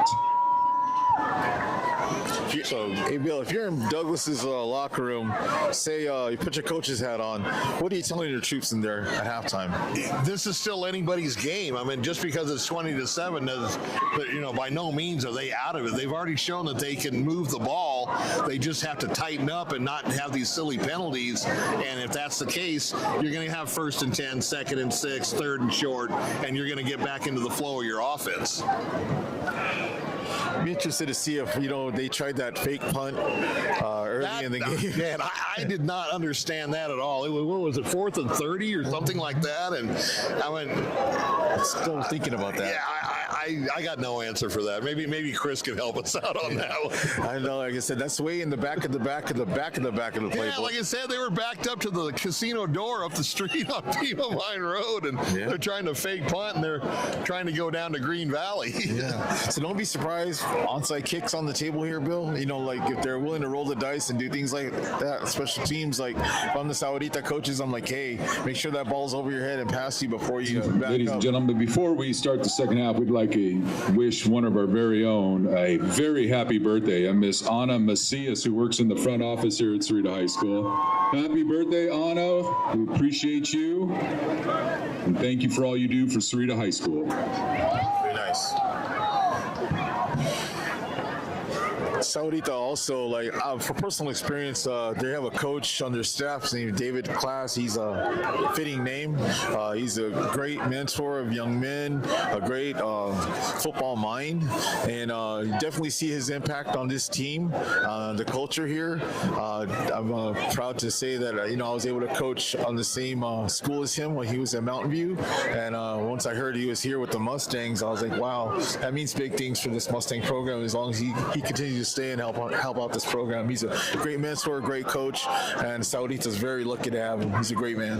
Yeah, now with Jake turning this football team around, their strong sports, their wrestling, their softball with the Fanning brothers, they're getting a well-rounded athletic program, and hats off to Chip Stratton as the athletic director. A lot of you may or may not know, Chip has a national championship baseball ring that he earned at the University of Arizona, one of their 4 baseball championships. So, and he's also a San Diegan like I am, so that's got to be good. Yeah, and then expectations of the Sahuarita baseball team are always sky high, so it's good to have somebody that knows the game in and out, that can oversee it and make sure that they're backed with everything they need to be as successful as they are. And I know they're a storied program, and they just keep bringing it year after year here. Yeah, we played Sahuarita when I was in high school. Obviously, we were 1A, and I think they were like 2 or 3A. But we played them pretty even. They beat us a few times. We beat them a few times. So always fun to come down here on the 19 corridor. When Sahuarita was a small town. Yeah, exactly. That was back when the mines were going full blast. Yep. And here we go. Field is on a hop at the 15. He's going to try to go the near side. Still on his feet, weaving his way across the 35 to about the 38-yard line. And that's where the Mustangs will take over on their first possession here in the third quarter, up 20-7. Good starting field possession for the Mustangs to start this second half, Bill. That's something I don't think Douglas coaches were looking forward to. Starting for their own 37. Well, I'm going to see what the temperature is here. 48 degrees. What was it, 59 at kickoff? So we've lost 11 degrees here.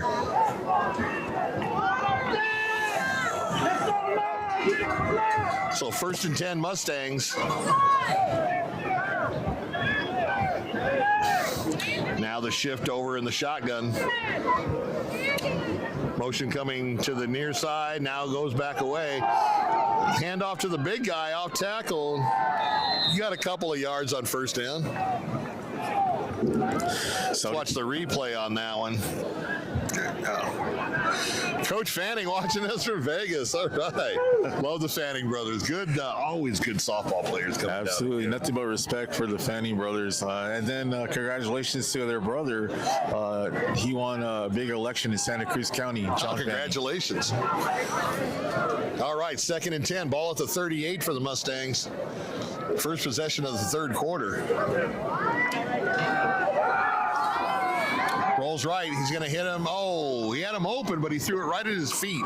That was probably his first, bad pass. Yeah, first bad pass all night. Yeah, he's been very selective when they do it, and didn't really have his feet with him when he threw it. And he'd like to have that one back because, like you said, his man was open. Yeah, Martin really was impressive in the first half. So it's going to bring up 3rd and 10, the first test from the second half here for the Mustangs. They did very well making up penalty yardage and moving the ball in the first half. And let's see what they can do here. Here, Douglas, you can't ask for more than this situation coming out of the halftime break. Long count. Here he is back to pass. He's got good protection going down the middle. And it's going to be intercepted by number 11. He's going to be tackled around the 25-yard line. Let's take a look at that again. He just overthrew him by about 5 yards, and the free safety was just playing center field on that play and picked it off. You know, Douglas gets the ball back, but in essence, that was as good as it would be if he punted it. Really. That's a great point, Bill. It's basically the same difference.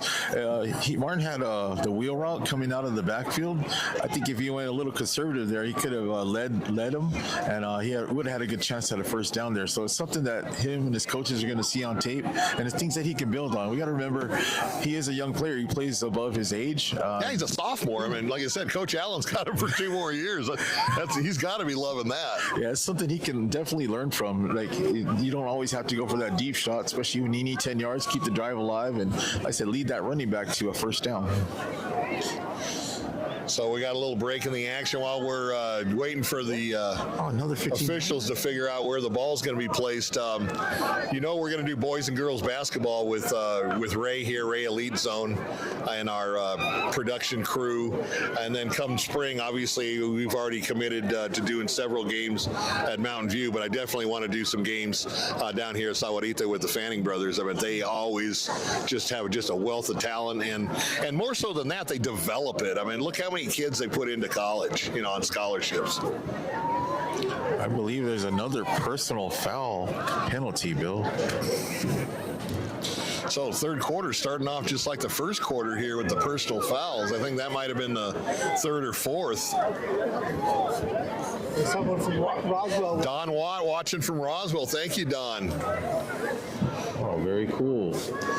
I chose worldwide, nationwide.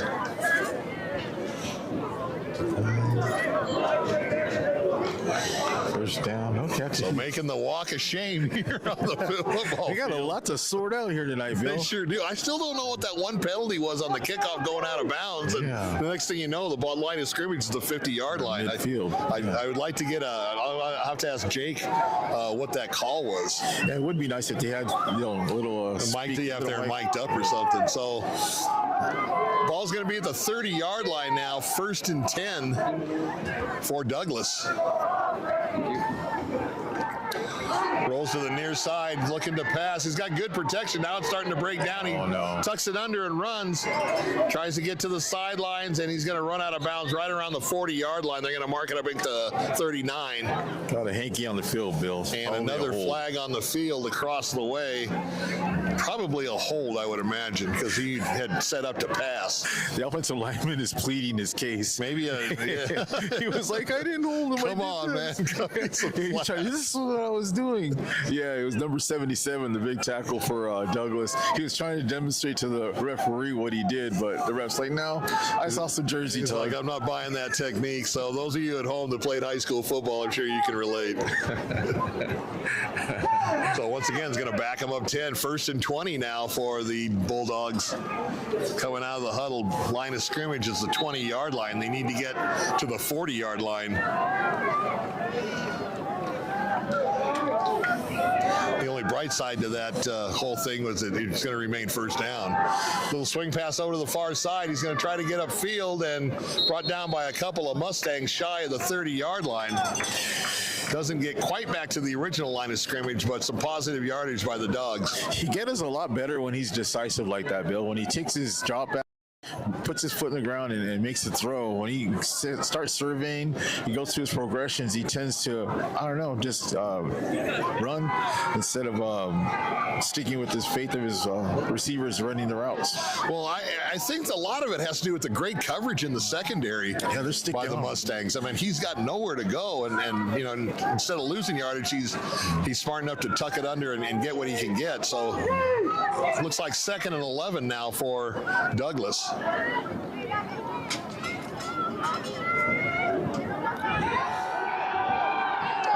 Here comes the rush from the Mustangs. He's going to flush him out to the side. He's got a man open downfield. Oh, and caught by the secondary receiver, number 22. And he goes, did he score? He's going to be down just inside. Check out the replay. It got tipped, and just being at the right place at the right time. Number 22, who's that? That was a nice on the tip drill. Exactly. You have a roster. Do you have a roster? I think they gave it to him. They gave him the touchdown? Wow. So score that for the Bulldogs on an interesting play. Ball was tipped up in the air, and they had a trail receiver right in the area that grabbed it and went right up the sidelines for the score, number 22.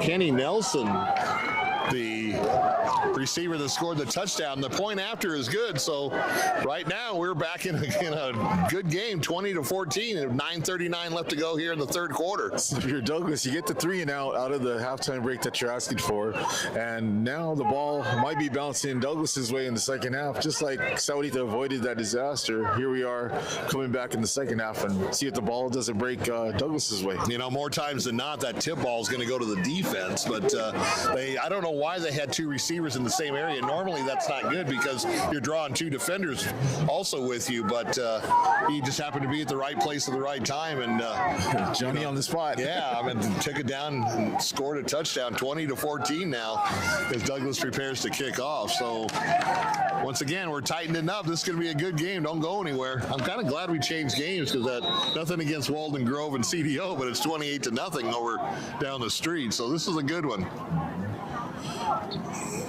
Yeah, and that was Nelson. He's a senior on that tip drill. Dropped at the 4-yard line. He's going to see what he can get. Tries to go up the far sideline. Now reverses to the near sideline, and he's going to be tackled shy of the 20-yard line.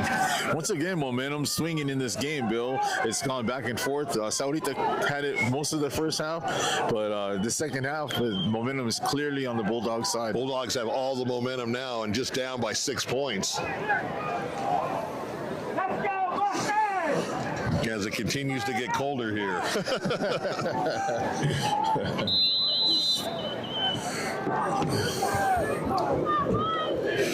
In fact, the low tonight here in Sahuarita is supposed to be 30, so remember, cover those pipes and those plants and keep your pets inside. Keep your pets and keep yourself inside. All right, 1st and 10 Mustangs. Little off tackle, inside handoff, and minimal gain. So Douglas is fired up. Douglas is fired up. Let's take a look next time they line up on that front line to see if they're still that yard back. That was a point that you had made in the first half that wasn't sure why.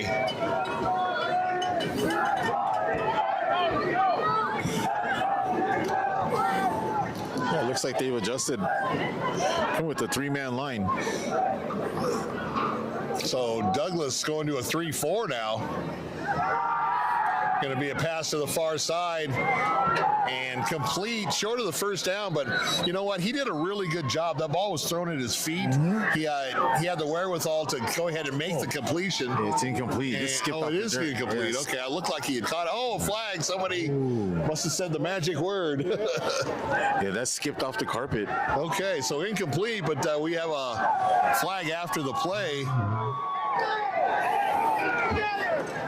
And I don't know whose it's going to be on. We'll have to wait and see what the call is.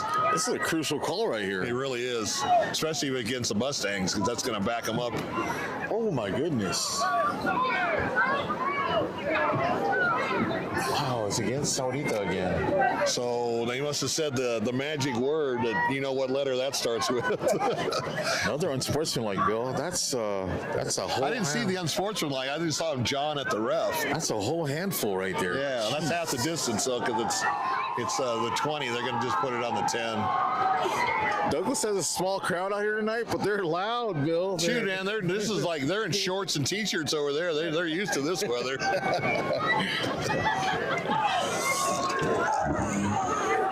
Like I said, I don't know how the cheerleaders are doing that with their regular uniform on. So 10-yard penalty is going to make it 3rd and 20 now for the Mustangs. They got to be careful. They're backed up against their own end zone. He rolls to the far side, dumps it off to his checkoff man, and gets a good completion, good yardage, but it's going to be well short of the first down. And Douglas, with all the momentum there, they kind of gave up. I know we want to keep everything in front of you. That was pretty close. It's going to be real interesting if they get the ball off to this punt, march down and score. Yeah, the offense was staying on the field, and I just heard the coaches yell punt, so they did mull it over for a minute because it was close enough to consider there, like on a 4th and 4. Everything's possible when you have a fake punt with 4th and 30. 4th and a quarter country mile. If you joined us late, the Bulldogs attempted a fake punt at a 4th down and 30, and obviously was not successful. The first time I've ever seen it in my playing or broadcast career, something like that. But Sahuarita back in punt position. Here comes the Douglas rush, and it is blocked. It's going to roll in, and they're going to score a touchdown. Picked it up at the 1, and just 1 step into the end zone. So watch the replay. The brush came right up the middle, and they had no chance of getting that punt off. Another high snap. High snap. They avoided disaster multiple times. We got a 20-20 tie pending the point here. The Bulldogs in business in the second half, Bill.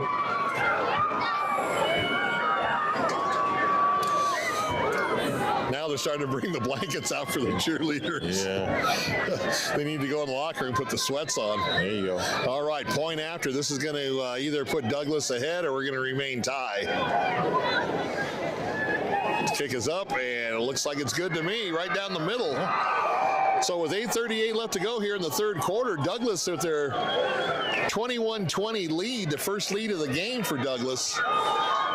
As we're once again talking about adjustments in the halftime locker room, and their coach definitely has made an impression on their play in the first half, and they're playing much better here in the second half. Sahuarita once again shooting themselves in the foot like they did the first quarter. So yeah, those penalties once are just rearing their ugly head all night against the Mustangs, man. That's too bad. This late in the season, at this juncture, you're in your 10th game. I mean, you got to keep your head, and like I said, I'm sure Coach Allen will address that in film tomorrow. Now watch out! They got the momentum. They could try maybe an onside. Let's see what happens. No, he's going to kick it away. It's a low kick this time. Bounced twice. He picked it up about the 14-yard line and right down the middle to the 35. So a nice return by the Mustangs. Going to set them up 1st and 10 at their own 35-yard line. Like you said, not to beat a dead horse, but being able to see Douglas play earlier this season, they got down big early, and they stayed the course, and they didn't panic, much like tonight. And here they are taking the lead, like when they came back against Bisbee. It's a similar story. So credit their coaches, like you said, for good adjustments. I always like small town football. It's just, there's nothing like it. The whole town turns out. It's the only game in town, and you usually get pretty good matchups. So Mustangs 1st and 10 at the 35, trying to get back in the lead. This is the first time they've been down in the entire game. Little handoff up the middle. He's going to get 3 or 4 yards. Something that a 3-man line does for you, if you have athletic linebackers like Douglas does, it gives them a chance to come up for the tackle. So they're sticking with that 3-man line, and then linebackers are getting better lanes to make tackles, Bill. Exactly.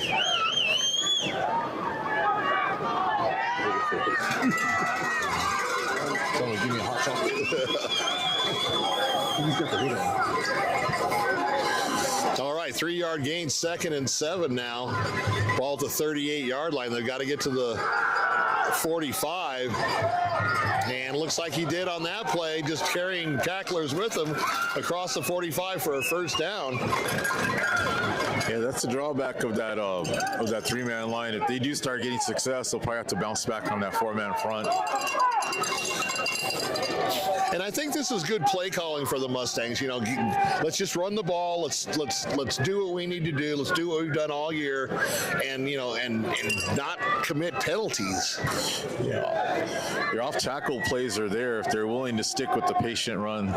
Under 7.5 minutes left to go, and looks like 3 pulled a hamstring or something when he went in motion. Can we get a replay on that? Watch the motion, man, when he goes behind the quarterback. You see it right there. He looks like he might have pulled a hamstring a little bit, but or maybe a cramp. I don't know. We'll see. Yeah. Number 3. Yeah, this Raul Velez, the injured player. Yeah, on this cold night, you know, these kids need to stay warm on the sidelines, stay moving, stay juiced up on the sidelines, because you're off the field for a while. You're going to Second and 4 now. Fakes the jet sweep, does the counter on the backside, right up the middle, and he's got a lot of room to run. And a nice play by the Mustangs, and another first down, moving the chains. Yeah, like I mentioned, Bill, if they're going to stick with the three-man line, great adjustment by the Mustang coaches to exploit the holes in that defense. You know, that fake jet sweep and that counter has worked all night. Really, they have not stopped it. Yeah, running off tackle they're definitely going to exploit it. Just by alignment alone, you have an advantage. You get 2-on-1 on the edges. So 1st and 10 at the 36 of Douglas. Back to pass, looking downfield. He's going to go to the sidelines. He's got a man open, and a touchdown as number 7, the corner, fell down. And watch the replay. You'll see the corner fall down once the ball's released. Right there. And a touchdown for the Mustangs to put back on top, 26-21. Now, if you're Coach Allen, I know it's the third quarter. You still got half the quarter left. Do you try a 2-point? Try to get it back to a touchdown and an extra point cushion? Yeah.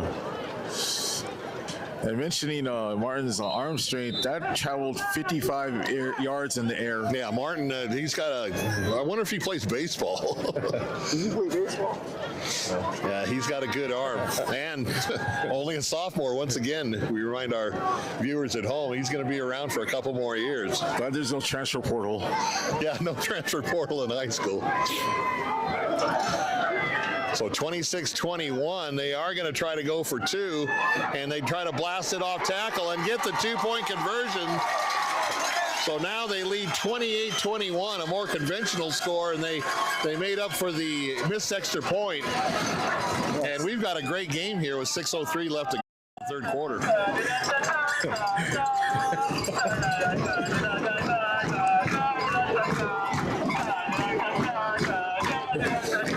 So that woke up the Mustang crowd.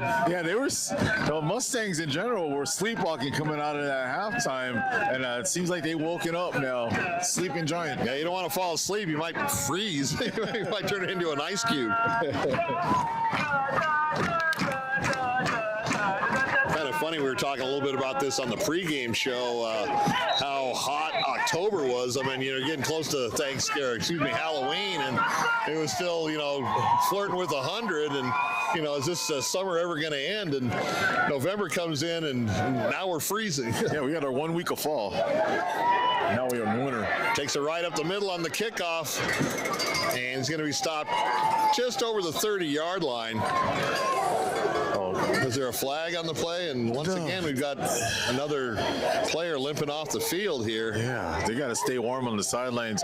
Yeah, I've noticed the sportsmanship has really come out of second. I know Sahuarita had that 115-yarder, but I've seen a lot of guys patting each other, kind of shaking each other's hands off after plays. So I am liking what I'm seeing sportsmanship-wise by both squads. Yeah, and these are the 2 top teams in the Gila division. I mean, they should have respect for each other. They both have 1-loss seasons right now. Quick pass, and Sahuarita all over that one. Nice play by the linebacker to come up on that pass support. That was a safety. Was it? Yeah. Even better, he had longer to run. Yeah. So ball just over the 30-yard line, no gain. It's going to be 2nd and 10. He might have got a half a yard at the most. Yeah, well, like you mentioned, Bill, there's a lot of like strained muscles right now with this cold. The temperature's dipping so quickly. Yeah, these kids really need to be careful and stay conscious of that. Stretch on the sidelines if you're on defense. It's going to roll to the near side and intercepted.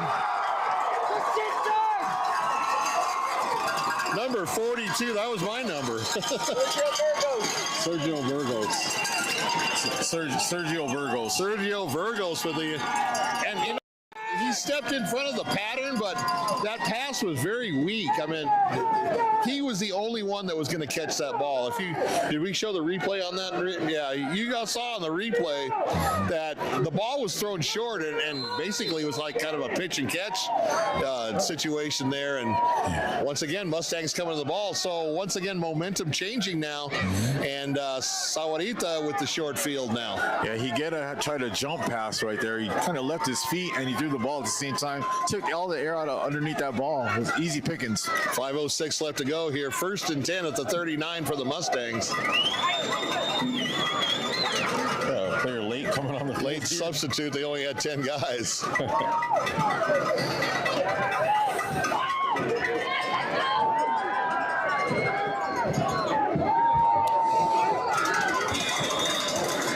And a little bit of a minimal gain over on the near sideline. And that touchdown pass earlier that Martin threw, tight end, it leaked out late off to the left side. And I'm not sure if the Sahuarita coaches caught it or not, but I look forward to them coming back to that play because that was wide open. I mean, it was a touchdown, but... He had fallen down, too. The number 7 corner. He fell down about the 12-yard line. But the receiver still had him beat by about a step and a half, so they may as well try that one again. It worked well. Motion going away from us and just pounding it up the middle. And no flags on that.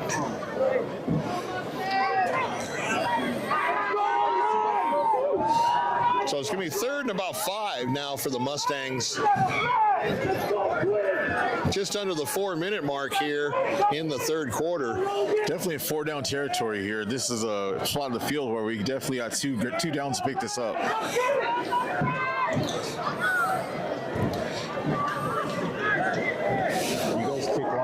Mustangs shift left. Now 4 is going to go in motion away from him. Once again, there's that counter off the fake jet sweep, and the Bulldogs are ready for that one. And it is a face mask.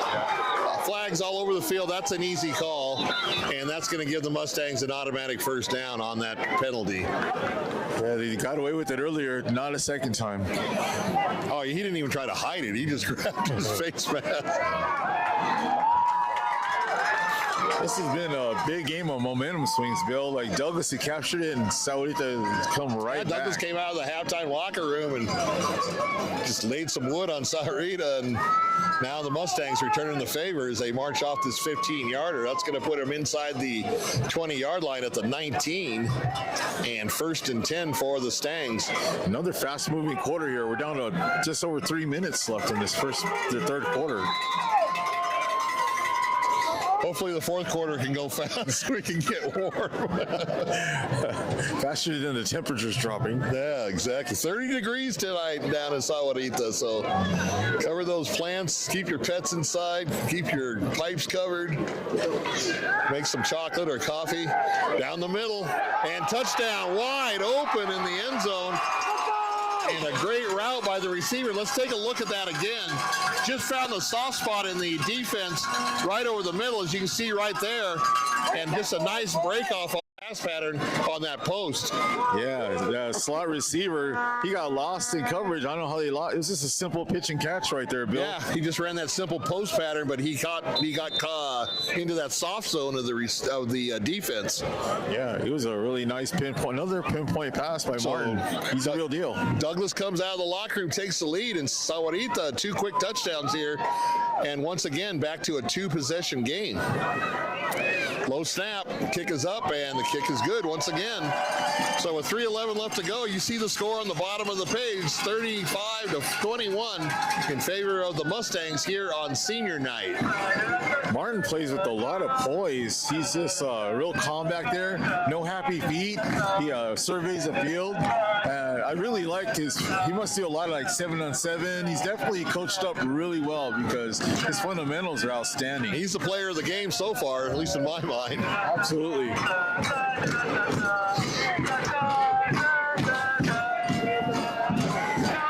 So you know it's going to be 30. Looking out, there's not a cloud in the sky, so it's going to be a chilly night here in southern Arizona. We're going to try to get you caught up on some scores in between quarters. 3:11 left to go here in the third quarter, and Sahuarita ready to kick off.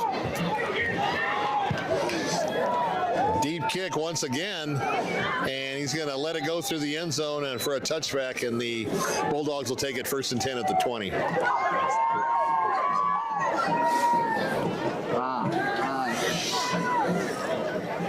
So our guy Chris Kidney going to provide us with some updated scores here as he collects them from around southern Arizona. 3:11 on the clock. Bulldogs got a little work to do now. Had that brief lead, 21-20, and then Mustangs came back with 2 quick touchdowns. Our next break, I'll get a couple scores at our next break, Bill. All right.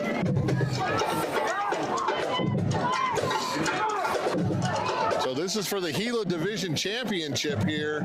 Both teams with 1 loss. It's going to roll to the far side and nearly intercepted again by the Mustangs. Fortunately, an incomplete pass for Douglas. 6A, we got South Point 17, Brophy Prep 14. So Lancers in a close game there over in central Tucson. We got Cienega 15, Buena 14. Another good game. That game's at Vail, right? Yeah. So what's that, Buena? At Buena, okay. But it's cold over there, too. Now the shotgun, just a handoff up the middle, and a short gain out to about the 24-yard line. Going to be 2nd and 6, or 3rd and 6, excuse me, after the incomplete pass on 1st down. Got Flowing Wells 17, Maricopa 13. Okay. Got an update on that Tucson High score. This is one more than we anticipated. 55-0. Tucson over Nogales so far. That sounds more accurate. Well, Nogales kids, though, you got to keep fighting, and things will get better. He's going to take it up the middle on he's got spun around and tackles over the 35. It is a 1st down for the Bulldogs. It's Higuera time. This is what we saw, and he can take over a game. He's when he puts his mind to it. Very gifted athlete. Yeah, he's a game changer. You got Micah Mountain 47, Catalina Foothill 0. Walden Grove and Canyon Del Oro making it a little interesting. 28-14. Walden Grove is up at the moment. Coach Noble down the street with his gang, up by a couple of scores. So 1st and 10, ball at the 36-yard line for the Bulldogs after a nice run. Fake the flanker screen. Now he's kind of running out of room, going to the far side, and he's going to turn upfield, turn the jets on. Look at the speed of him. Higuera just turned the jets on once he got to that edge and got another 1st down for the Bulldogs. Nice play when really he had nothing going on. But once again, good coverage by the secondary of the Mustangs. We got Florence up on Wickenburg, 14-7. Okay. And we have... That's all I have so far. And we'll continue to update you as we get the scores from Chris. Thank you, Chris, as always. I got one more. So another back-to-back 1st downs. All at the 48-yard line of the Bulldogs. He's going to try to bust it outside. He's got the edge and turns upfield and just shy of the 45-yard line. You get on Hurtado. Here's some small school scores, Bill. We got Bisbee up 19-14 over Cal Verde. And that's a playoff game. Yeah, we got Santa Cruz still down 21-0 to Scottsdale Christian. Scottsdale Christian is a good athletic school. I mean, once again, I played them when I was in high school, and they were always a tough out. So 2nd and 5 after that run, and this little counterplay to the other side and gets the first down as the Bulldogs continue to ground and pound and move the chains. There is a flag on the field, however, and let's see if this one's going to come back. It appears that it will. Yeah, Scottsdale Christian, like you mentioned, they are a really good program. We actually beat them in the 1A state title game in 1988, my senior year. It was a really close game, and they've been good ever since. Yeah, we never beat them playing football, but I lit them up for 28 in basketball. Heck yeah, those are games you remember. And Wilcox in a real fight with Scottsdale Prep, 21-21. So that is a game. That's the final update that we have for now. Is the final? No. Oh, it's still updating. So we'll see. We'll have finals after the game, right? So Cowboys still in the thick of it. It's 35-21 here. We're under a minute left to go here in the third quarter. 2nd and 14 after the penalty. Here comes a rush from the outside. He's going to throw it over the middle to, I don't know where he was going with that. Falls incomplete. Douglas playing with a sense of urgency on this drive. They picked up their tempo, real aggressive, and it's a Hurtado and Higuera show, much like it was in Bisbee. And these two guys are putting their capes on and trying to make it happen. Trying to will their guys back, putting them on their shoulders. With that incomplete pass, it stops the clock with 32 seconds left.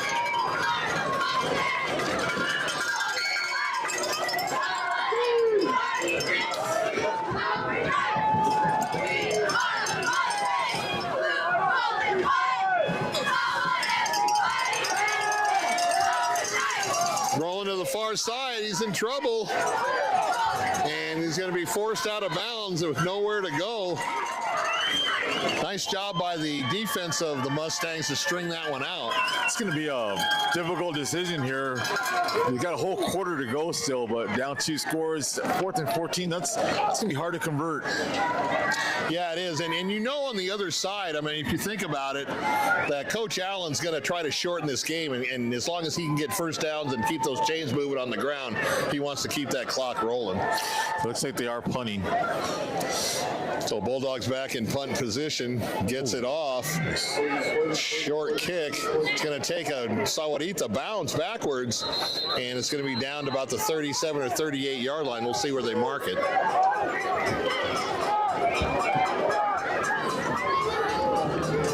So Mustangs with the ball and in control up by 2 touchdowns. And we'll probably just get one play off here, and we'll end the third quarter. Once again, I want to thank our sponsors, Barnfire Mesquite Grill on the corner of Cortero Farms and Thornydale, where they're cooking everything on the farm. Also, CMS Mortgage and Mo the Mortgage Lady, and April Bidwell at Big Realty Solutions and April with Passion Real Estate. Thank you so much for your game time sponsorship.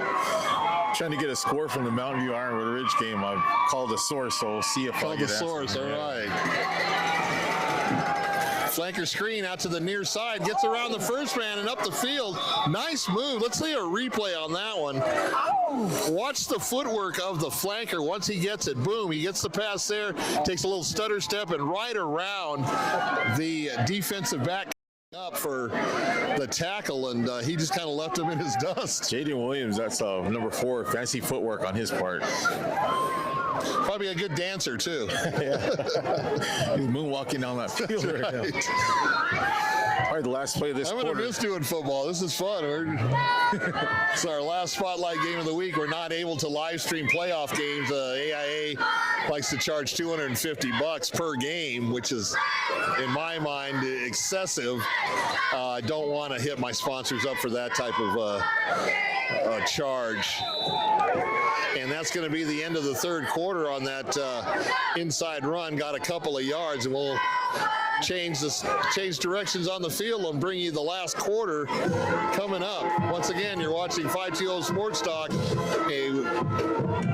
produced by Ray Elite Zone at Sahuarita High School on senior night, and a 35-21 lead for the home field Mustangs. Right now in the third quarter, we got Ironwood Ridge is up at against Mountain View, 17-14, and on Mountain View senior night, last home game for the Mountain Lions. Who's up? Ironwood Ridge is up. Up by a field goal, okay. Still a lot of time to go on that one, I'm sure, as we're getting ready to start the final quarter here in frigid Sahuarita.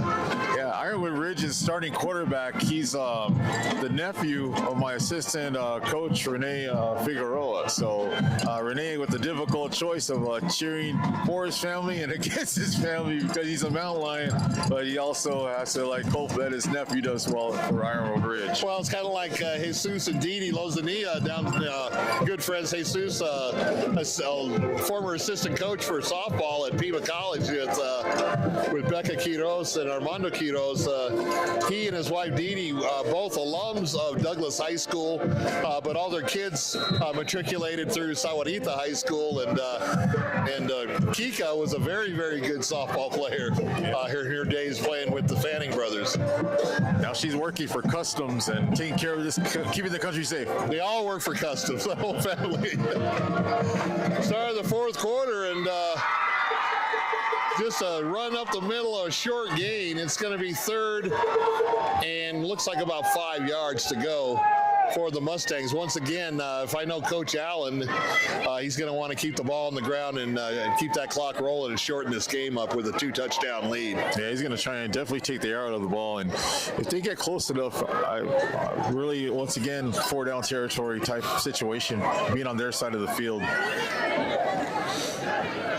So a big 3rd and 5 now for the Mustangs. Once again into their shift. Strong side to the wide side. He's going to roll that way. He's got a bunch of blockers. He's got the outside. And he's just going to run it out of bounds for a first down. And a nice play. You can see that one getting set up once he had the motion and to the far side. And then he had 3 or 4 blockers ahead of him. Once he gets, sophomore, that's kind of a sophomore mistake there. We're trying to work on the clock, right? He picked up enough for the first down. Right there, you kind of want to take a knee. Yeah, go into a slide or something. Yeah, go into a slide, take a knee once you know you got the first down, and just keep that clock churning, right? That's they would have stopped it, to move the change, but started it right back up.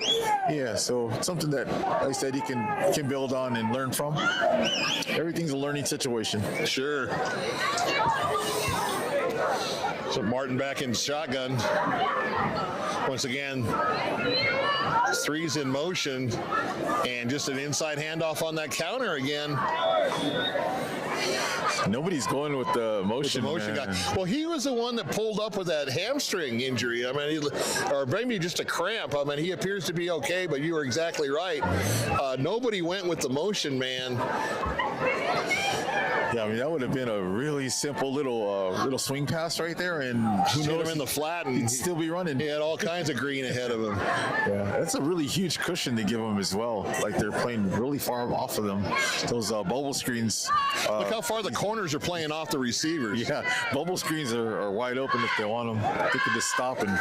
Martin right down the middle. He's got his man right in between 2 defenders and into the end zone. No, fumble. He lost the ball. I thought he had a score, and he lost the ball, and the ball goes over to the Bulldogs.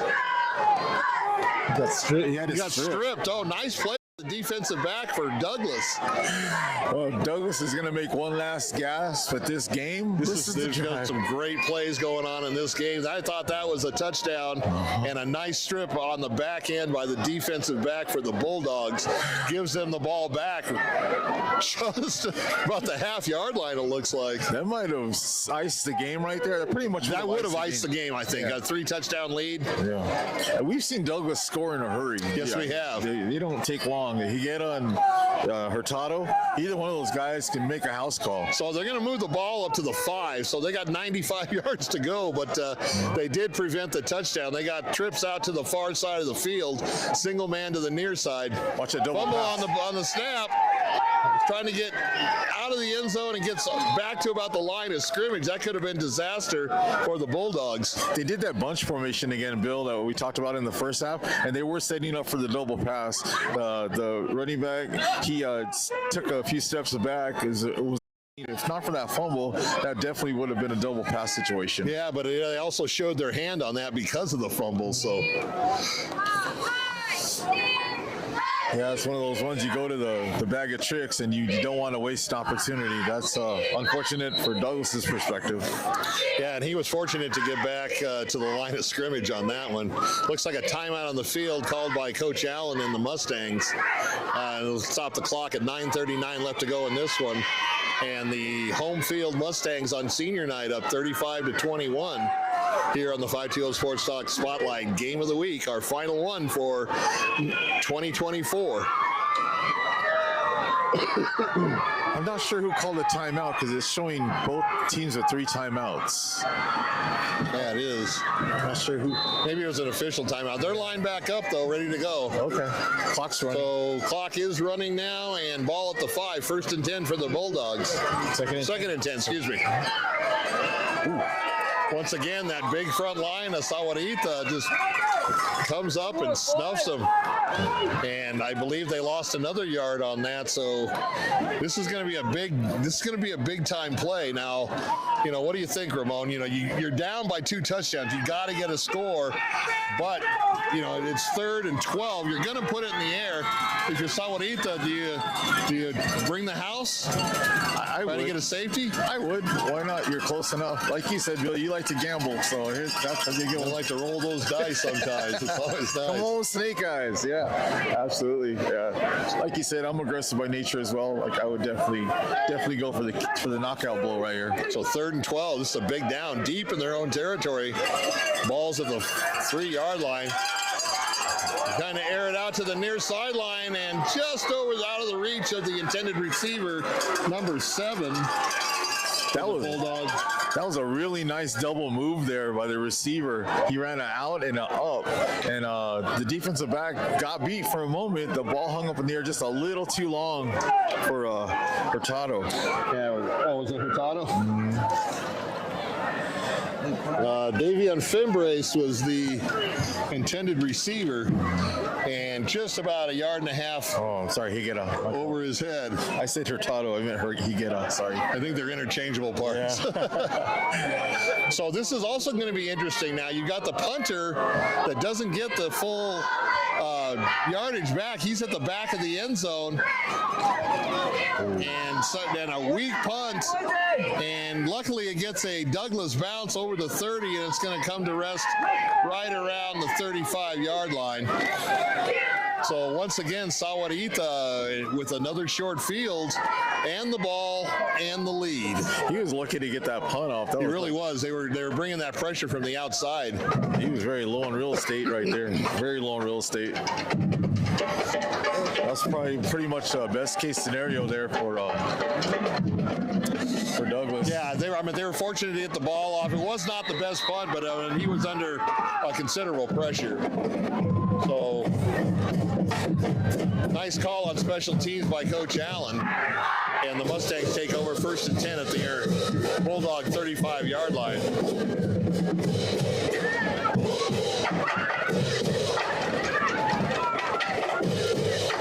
And in motion once again, the fake to the jet screen, and they're just running that counter play all night long. And he picks up about 4 yards to the 31. Be 2nd and 6. Another quick update. We got Ironwood Ridge is up 24-14 at Mountain View. Come on, Mountain Lions. What's up with that? You want that good party to be good at a barn fire later. You want a bunch of. Yeah, I'm gonna have to give them some business at barn fire. I want everybody to be happy there. So 7:45 and counting now in the game. Mustangs with a 2nd and 6, ball at the 31. They need to get to the 25.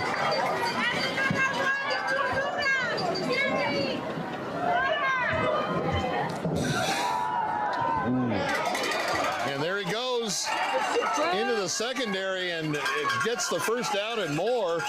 They're going to mark the ball about the 9-yard line. It's going to be 1st and goal for the Mustangs. Yeah, Douglas has been on defense quite a bit. Douglas defense is tired. They've been there a long time, and especially with this weather. Yeah, this methodical drives by the Mustangs, they're just like, say run pass, and now they're leaning on this run game, and it's picking up chunks now. Mustangs donning the throwback jerseys tonight. Bringing it back. So 1st and 10, Mustangs in the red zone.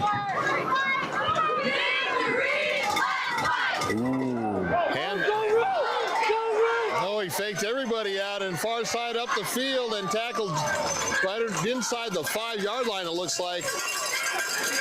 That he faked out. I thought it was an inside run. Yeah, it was a really good misdirection play. It was really good time to call that. When they're really selling out for the run, coming at that misdirection, they're really well. I like Jake Allen and the way he runs things. He's a very good football coach.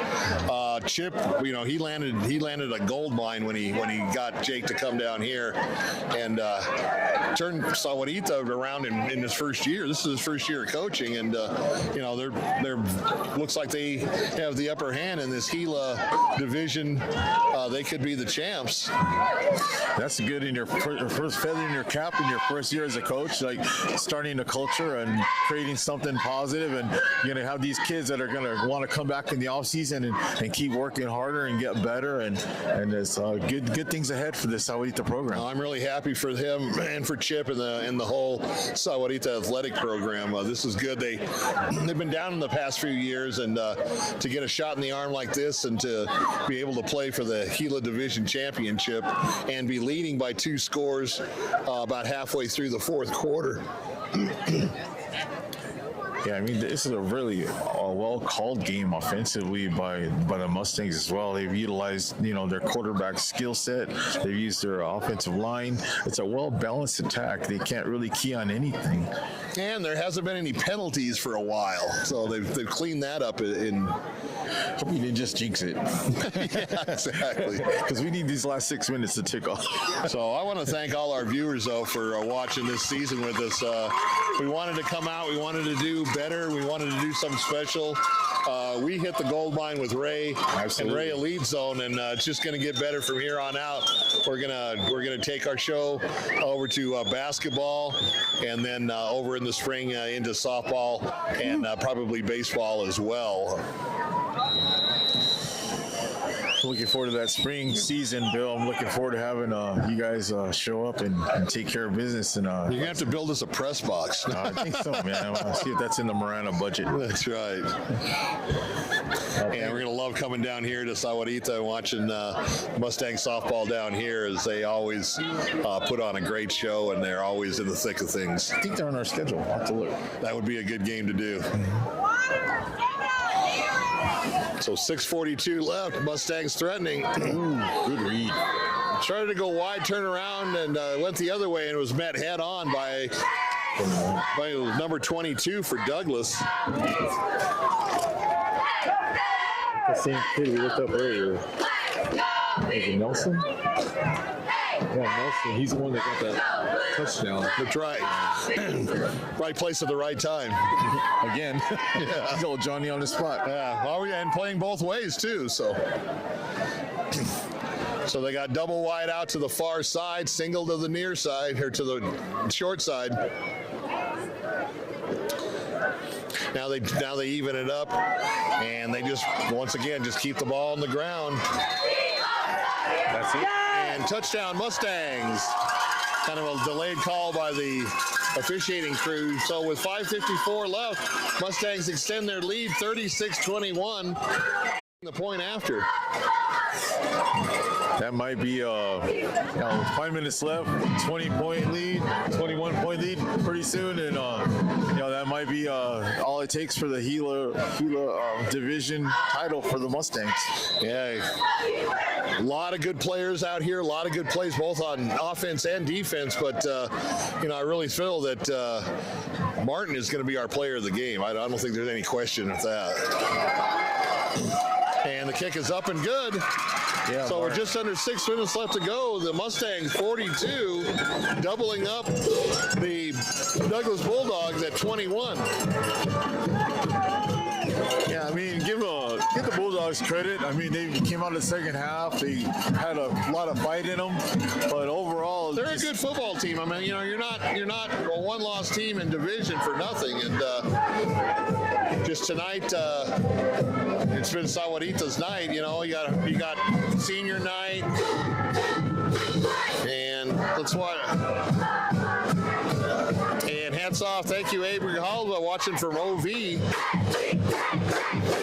And this has been a really fun game to call. As Sahuarita kicks off, they got just under 6 minutes left to go, and they will be the Gila Division champions, barring a miracle. a miraculous comeback. Yeah, I've seen it happen. But Yeah, you never know. Once again, good kickoff. That ball's live. He's kind of hesitated on picking it up. Now he's trying to go to the near side here. It's a flag on the play. It might be a block in the back. Uh-oh. Looks are breaking loose.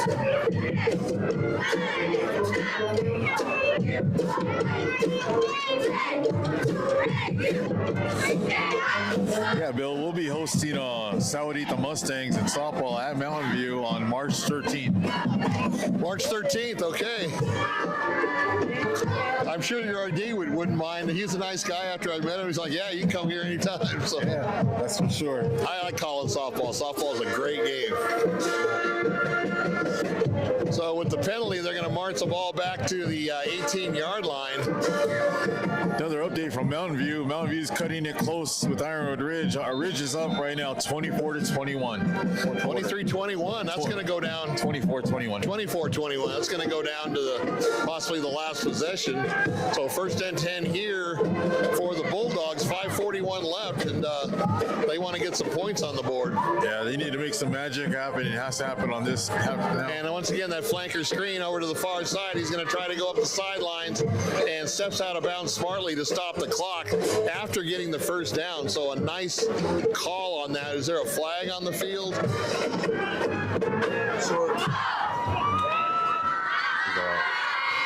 Oh, he's short of the first down, so he must have stepped out before. Yeah. Ball's placed to the 27-yard line. He's got to get to the 28, so just a yard short on that last pass pattern. So you got trips out to the near side here. You can see on the bottom of your screen. Once again, there's that flanker screen fake, but he's going to take off the other way. Up the field, he's got one man to beat on the sidelines.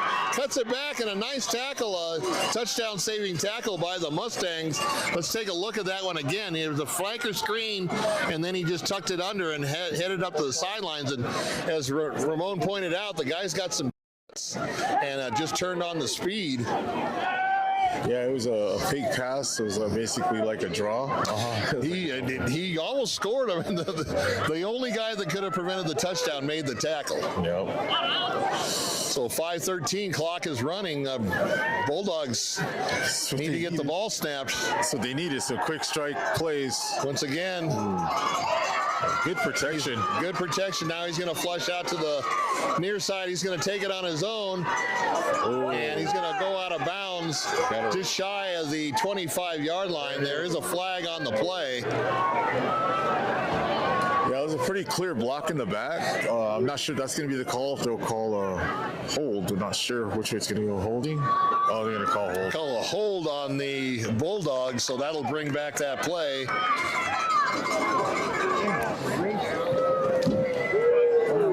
And it's going to be 1st and 20 now. Not something the Bulldogs wanted. Yeah, he gets us much better when he gets the ball out of his hands quick. When he takes a while, if he's just going to take off, he might as well just take off right away. But once again, just great coverage by that secondary. Yeah, absolutely. They're stuck on him like glue.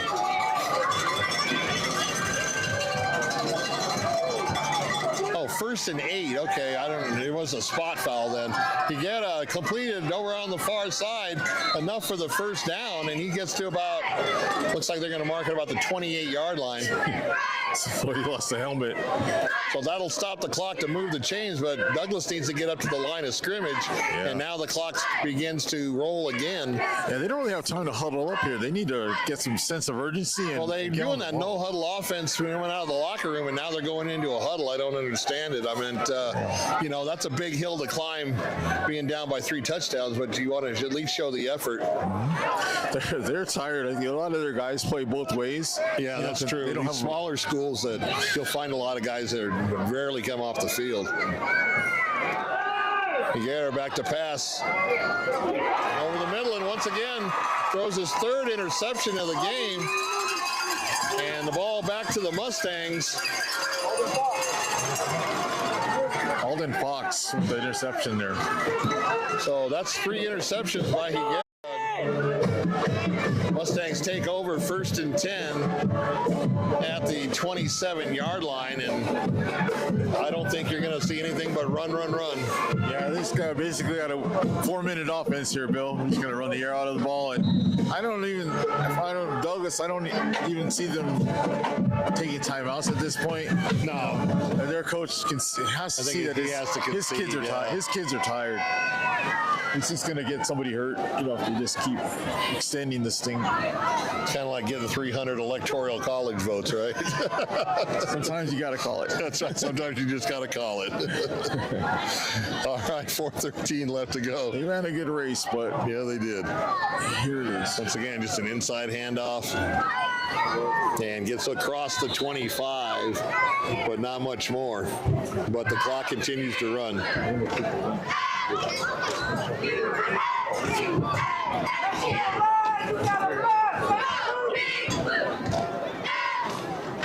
So under 4 minutes now left in this one. Sahuarita in no hurry to snap the ball. So they make a couple of substitutions.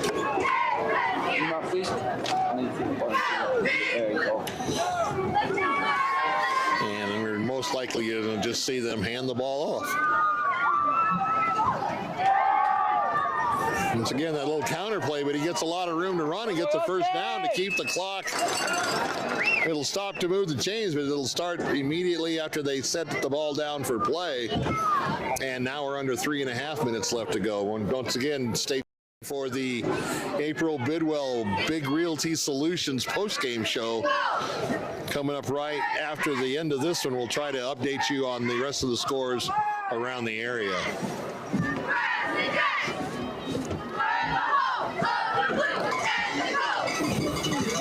So 1st and 10, ball at the 36 for the Mustangs. Now under 3 minutes left to go.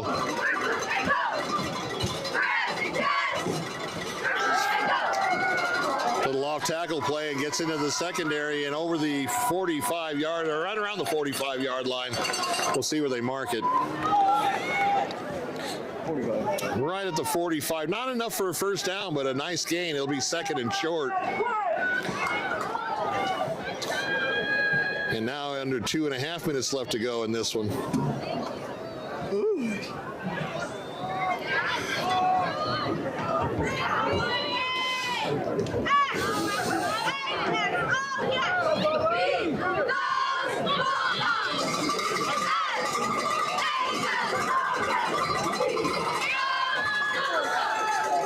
Once again, just a run off tackle, but they're getting big chunks of yardage, continuing to move the chains. And another first down.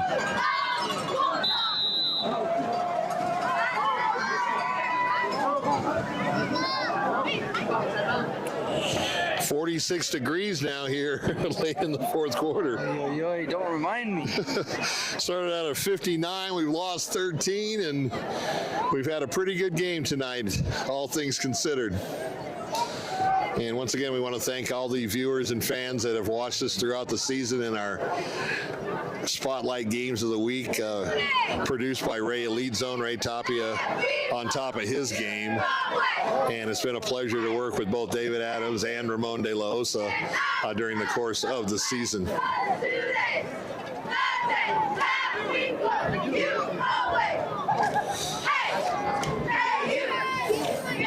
So in other sports news, Tucson awarded the Indoor Football League National Championship game for the next 3 years. Press conference was yesterday, and the Rio Nuevo group anteed up the money, and they're going to have championship indoor football in Tucson at the Convention Center Arena the next 3 years. I've covered 2 of the last 3 national championship games up in Henderson, and it's a lot of fun. And if you haven't been to a Sugar Skulls game, make sure you get your tickets. So 1st and 10 at the 44 for the Mustangs.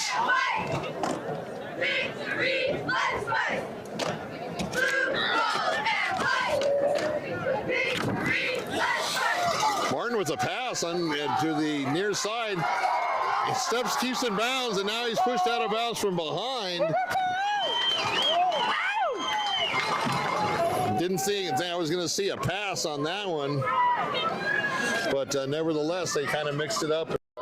Got the completed pass up the near sideline. Ladies and gentlemen, at some point, if you tackled by Jose Ocaño, now would be a good time to head to the main entrance of the gate. They will open up the bottom so you can look for your lost stuff. So once again, just back-to-back first downs for the Mustangs, and well, now on the 23-yard line.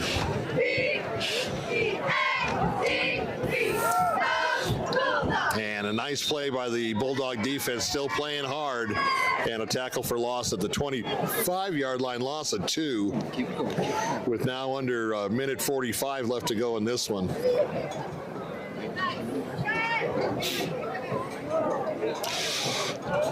Second and 12, and they can't quite take a knee yet. They're going to have to play from scrimmage. It's 2nd and 12. They need to get to about the 14-yard line.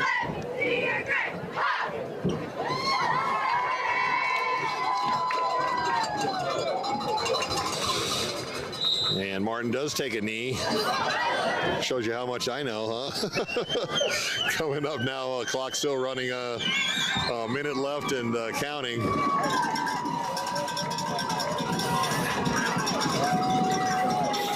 Be 3rd and 12. And they're just going to take their time going up to the line of scrimmage.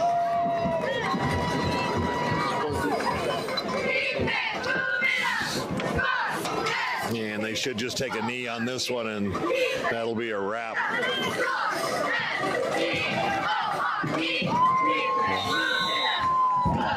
And Martin takes the final knee of the game. Clock continues to run, and it's under 30 seconds, so that should be the last play of the game.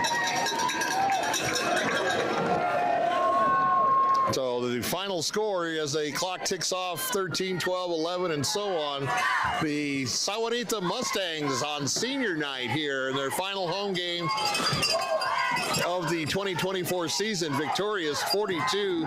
And that's the ball game, ladies and gentlemen. Final score: Sahuarita 42, Douglas 21. And say hello to the 4A pleasure Gila to announce that champions. your Sahuarita Mustangs are the 2024 Gila Region Champions. Congratulations, Mustangs. Well earned. Good game. I said a lot of penalties, but overall, well played game. Both teams. I think Douglas kind of just ran out of gas, huh, Bill? They'll take it. They'll take it. Congratulations to Coach Jake Allen, and first year at the helm here at Sahuarita, and comes away with the Gila Region Championship in the 4A division. We ask that you please, ladies and gentlemen, we ask that you please remain off the field until both teams, or until the Mustangs have broke their team huddle. Then you were absolutely out there to celebrate with your senior athletes and your players. So once again, we want to thank Athletic Director Chip Stratton letting us change games in the middle of the week. And well, I think we made the right decision. Even though it was a 42-21 game, I mean, it was very competitive. It was a lot of action and a lot of good football plays on both sides. Yeah, and a region championship on the line, Bill. I mean, this is for all the marbles in their region, so a really good game. Oh, it surely was. And hats off to the Douglas Bulldogs. You know, anywhere they go on a road trip, maybe other than Bisbee, is a long trip for them. So, you know, they have that to deal with week in and week out, and we want to not mention that, you know, we don't want to miss mentioning mentioning that they played a tough game. They played a hard game, and they came in with one loss. They were ready to play up here in Sahuarita and see if they could win the Gila Region Championship. But tonight the game goes to the Mustangs, and we will be back just in a second here. Are you changing batteries? No, we're good. Okay, so I want to welcome you to the April Bidwell Big Realty Solutions and April with Passion Real Estate post-game show, brought to you by April Bidwell. You can check her out for all your realty needs, buying, selling, and everything in between at aprilbidwell.com. All right, so 42-21, a good game. I think there was a better game than the score indicated. Sahuarita, after going down by just a point, they were only trailed for just a few minutes in this game. Came back with 2 quick touchdowns, and that's what basically set the tone for the rest of the game. But up until then, it was nip and tuck, and it could have gone either way. Yeah, Douglas came out of the second half with some good adjustments, some good momentum. They really put up a really good fight. I just think it was a battle of attrition, and I think they just ran out of gas, but they never stopped fighting. And being the second game that we've seen Douglas play this year, they played their hearts out for both games. And I just want to give a special shout out to Jason Hurtado, the running back for Douglas. This was his senior year, probably his last game as a Bulldog, and I'm not sure if he'll move on to the next level, if he has any plans, but good luck to him. Good news for Douglas. They got their quarterback coming back. He'll be back another season. He's a junior now, so something to build on, and a good bright future for the Bulldogs moving forward. Exactly, and our player of the game is Mr. Martin of the Bulldogs, the quarterback. He had a fabulous game. Some great passing on his arm. He had a really strong arm. Rasheed Martin, only a sophomore, going to be back for a couple more years with Coach Allen. Definitely showed his talent tonight. They got a couple lucky bounces, on that one play for the touchdown, but things happen, and that's just the way the game goes. But he took control of the game. He took control of his offense, and I think he was a big part of really talking to some of those linemen and stuff during the first quarter when they were getting all those penalties. It's like, hey, knock it off. We're here to win this championship for the division, and we can't do it making these silly penalties. So hats off to him. Yeah, I think Martin, they're really fortunate to have him here. Like I said, luckily for them, there's no transfer portal. And hopefully he'll stay a Mustang. His family stays in place in the Sahuarita area, and they'll be able to build on this season because, he's a well-schooled. I love his fundamentals. His footwork is great. His poise, stays calm back there in the pocket, surveys the field, goes through his progressions, pinpoint accuracy, and when all that breaks down, he has the wheels to get anywhere he needs to get on the field, and he can exploit that as well. So he's a multi-dimensional weapon, a lot like you'd say, reminds me a lot of like Jaden Daniels type, former Sun Devil, current Washington Commander. Mm-hmm. That's what I thought of when I watched him play tonight. Yeah, both quarterbacks have great athletic ability. They can turn the ball up. I know that Higuera, he's got some jets. Once he gets to that edge, he just kicks it into a different gear and kind of leaves everybody in his wake. And he definitely had a good performance as well, just coming up short in this game. But I'm sure there's a lot of upside left for him coming back next year. Yeah, and once again, just want to give another shout out to David Class, coach for Sahuarita Mustangs. Happy to see them, his impact on this program, and more continued success for him and the Mustangs going forward. They're building for the future, and the first year you win a region title in your first year of this regime, you got to be happy. And like I said, big feather in their cap. Exactly. I'm sure Chip's going to keep him around. So let's get to the scores now around the 520 area code and see if we can get you caught up. Once again, we want to thank Chris Kidney of Southern Arizona Football. Chris has always been a big supporter of our shows and our games, and vice versa. We support him and his endeavors, and he is by far the best person to go to for stats, for scores. He's the king of research, and and also just a good friend. So we want to give him some props, and thank you for helping us out. I'll give you some scores. I'll let you know those that have gone final, those that are still playing. Currently, South Point with a commanding 38-14 lead over Brophy Prep. So breaking it open in the second half. Nice job, Lancers. We got Buena at home up 26-15 over Cienega.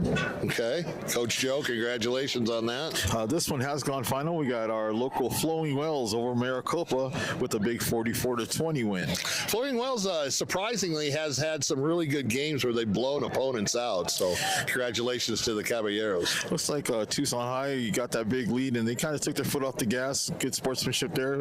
It's a 62-0 game over Nogales, and hopefully Nogales will lick their wounds and build for the future there. Yeah, you don't want to get have any injuries and stuff in that type of game. Tucson High, in my mind, the surprise team of in the 5-2-0. I mean, Coach Zach Neville does a great job down there over on 6th Street. And the Badgers really improved this year and really solidified and became a good football team. We got not final yet. Walden Grove is holding on to a 9-point 30-21 lead over Canyon Del Oro. So that one got interesting. Okay, so Coach Scotty McKee getting his Dorados hopefully back in the game, and we'll get you a final if we get it before we sign off in a couple of minutes. We got Micah Mountain went final 47-6 over Ford in that quarterback Ford for Catalina Foothills. Yeah, Ford was a good quarterback when we saw him. Was it last week? Mm-hmm. And like I said, that was the best 1-7 team I've seen. He definitely has a lot of talent, and hats off to him and his. Even though it was a tough season with only one win, he definitely kept his poise and kept it together, and it just shows his maturity and his ability on the field. Got a Vista Grande 21-16 currently over Combs. Okay. We have Pinal County score. Yeah, Pinal County score. And we have Florence went final 21-7 over Wickenburg in the 3A playoff. Congratulations to Florence. You're gonna like this, Bill, your alma mater. Man, they housed Blue Ridge. It was Push Ridge 43, Blue Ridge 0. So they got the upper hand on the ridges. They got the Congratulations to Push Ridge and the kids there. And, like we mentioned, a really good team in 3A. In the 5-2 is Thatcher, 56-14 over Gilbert Christian. Congratulations to Thatcher, just bringing it down and laying some wood tonight. Not gone final yet, but very much in command. Bisbee 33-20, leading Camp Verde.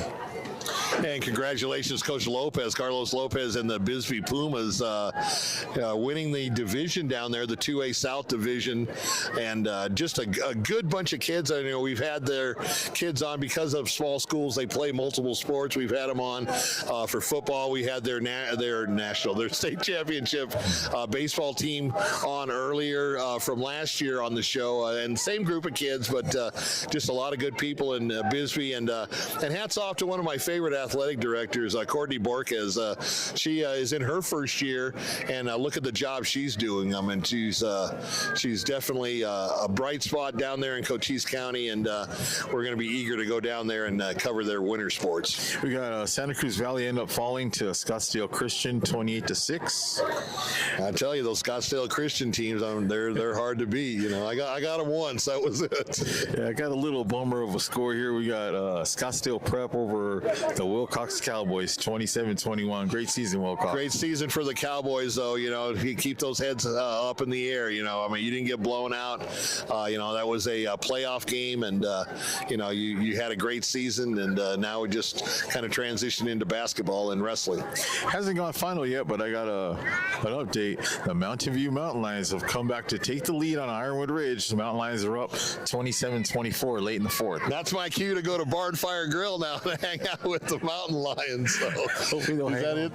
Yeah, that's it. All right, it's going to wrap it up for us. We are going to try to pry ourselves up out of here. We're doing a bunch of icicles.